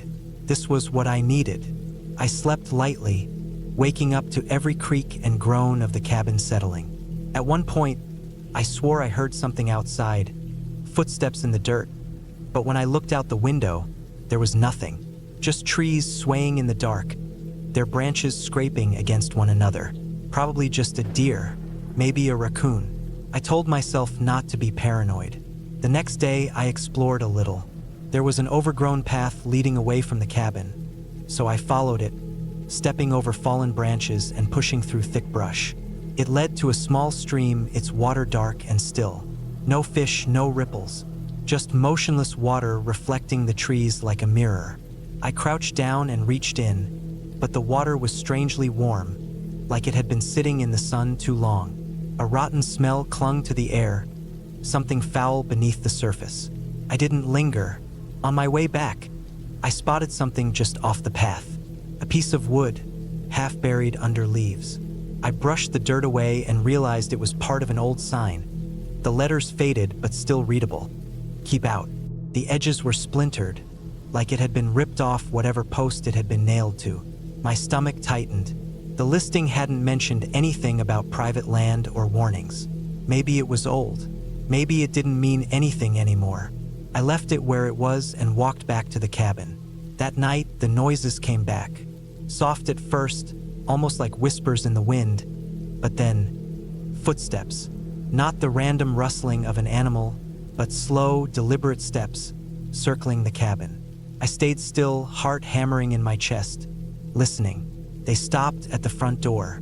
A long pause, then a quiet, almost hesitant knock. I didn't move. I didn't breathe. The knock came again, louder this time. My brain scrambled for an explanation. A lost hiker? Some local checking in? But who would be out here at this hour? The listing had said the nearest town was over 20 miles away. Then, just as suddenly as it started, it stopped. The footsteps retreated, fading into the woods. I waited, muscles tense, but nothing happened. After a long time, I let out a shaky breath and forced myself to lie back down. Sleep didn't come easily. The next morning, I found footprints in the dirt outside. Human footprints. They circled the cabin, stopping just short of the porch steps. My stomach twisted. Maybe someone had been here. Maybe they'd left. Either way, I didn't want to stick around to find out. I packed my things quickly, stuffing everything into my bag with shaking hands. I didn't even bother eating. I just wanted to be gone. But when I tried to start my car, nothing happened. The engine clicked but wouldn't turn over. My breath came in short gasps. I tried again. Nothing. I popped the hood, but I didn't know what I was looking at. It had worked fine when I got here. This didn't make sense. I needed to leave. I grabbed my phone, but of course no signal. I tried the generator, but it sputtered and died. The nearest town was too far to walk in a single day, and I had no idea if there were any other cabins nearby. I felt trapped.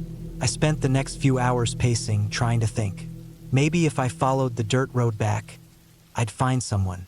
Maybe I'd just have to walk until I got service. But as the day stretched on, a new thought settled in. Someone had been here last night, and they hadn't knocked to ask for help. The sun started dipping below the trees, shadows stretching long across the clearing. I forced myself to stay calm. I locked the doors. I took one of the old knives from the kitchen and sat on the bed, gripping it tight. The night was coming, and I wasn't ready for it.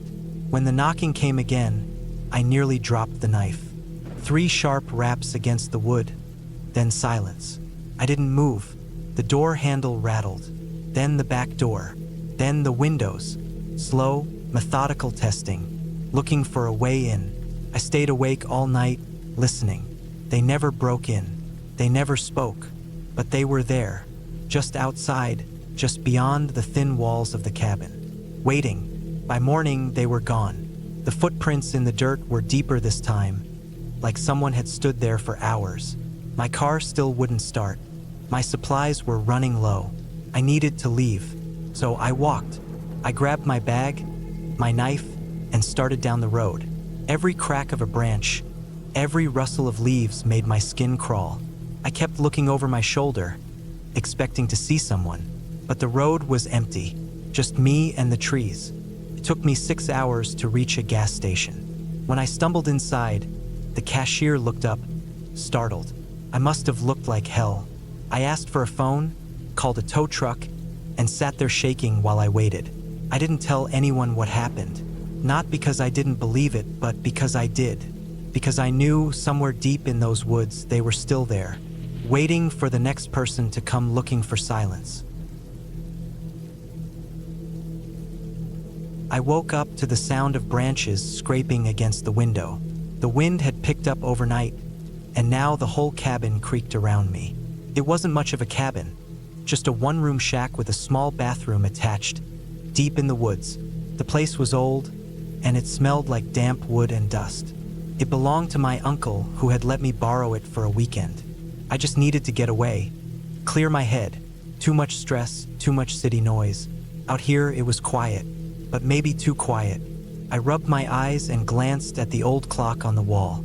3:12 a.m. The wind howled outside, and I pulled the blankets tighter around me. I had locked the door before bed. I knew that for sure. The only way in or out was the front door, and I had checked it twice. The single window had a rusty old latch that barely moved. No one was getting in. Still, I felt uneasy. It was that kind of fear that sat heavy in your chest. A slow-burning panic that made no sense but refused to go away. I listened. The wind howled again, but beneath it, there was something else. A soft crunching sound. Footsteps. I held my breath, listening harder. Maybe it was a deer or some other animal. Maybe it was nothing, but it didn't stop. It sounded slow, deliberate. Not the skittering of a raccoon or the careless steps of a deer. I reached for my flashlight, but my hand was shaking. I forced myself to breathe, told myself it was fine, probably just the wind knocking loose branches around. I turned on the flashlight and aimed it toward the window. The beam bounced off the glass, reflecting back at me. Outside, the trees swayed wildly, their shadows stretching across the ground like twisted fingers. But I didn't see anything. Then, just as I was about to turn away, I saw it, a figure, standing just beyond the tree-line. I froze. My breath hitched in my throat. It was too far to see clearly, but it was there. Person, just standing there, unmoving. A shiver ran down my spine. My brain scrambled for a reasonable explanation. A lost hiker? Someone camping nearby? But this deep in the woods? And why were they just standing there? I turned off the flashlight. My heart pounded as I slowly backed away from the window. I didn't want whoever was out there to know I had seen them. I stood in the darkness, waiting. The wind kept howling, but the footsteps had stopped. I strained to hear anything, but the only thing I could make out was the creaking of the cabin. I waited for what felt like hours. Nothing happened. I told myself I was being paranoid. Maybe I had imagined it. Maybe the shadows had played tricks on me. But then, just as I was starting to calm down, I heard it. The door handle. It rattled softly just once. Then silence. I couldn't move. My body locked up, every muscle tensed. Someone was out there, and they were trying to get in. I slowly reached for the small hunting knife I had brought with me. My uncle had warned me about bears, but now I was wishing he had warned me about something worse. Another rattle. Harder this time. I clenched the knife tighter. The door was locked. I knew that. But what if the lock wasn't strong enough? What if they had a crowbar? What if... Then suddenly the noise stopped. I stood there waiting, but nothing happened. No footsteps, no more rattling. Just the wind. I wanted to move closer to the door, but fear kept me frozen. What if they were still there, just waiting for me to make a sound? Minutes passed, then hours. The clock read 5:47 a.m. when I finally moved. The first light of dawn was creeping through the trees, and the fear that had gripped me all night had started to loosen. I had to check. I had to know if someone had really been there. I forced myself to the door. My fingers trembled as I reached for the lock. I took a deep breath and unlocked it, then slowly cracked the door open. The cold morning air hit me first. The wind had died down, and the woods were silent. But then I saw it. Footprints. They led from the tree-line to my door. Deep, heavy prints in the damp earth. Someone had been there, and they had stood at my door for a long time. But there was something worse. The footprints didn't lead away. Whoever it was, they never left. I slammed the door shut and locked it again. My stomach twisted, my mind racing. I grabbed my bag, my car keys, and everything I could carry. I wasn't staying another minute. I threw open the door and ran to my car, my heart pounding so hard it hurt. I fumbled with the keys, desperate to get inside. When the engine roared to life, I felt a surge of relief so strong I almost cried. I hit the gas and sped down the narrow dirt road, not daring to look in the rearview mirror. I never told my uncle what happened, never told anyone. I don't know who was out there that night. I don't know what they wanted, and I don't ever want to find out.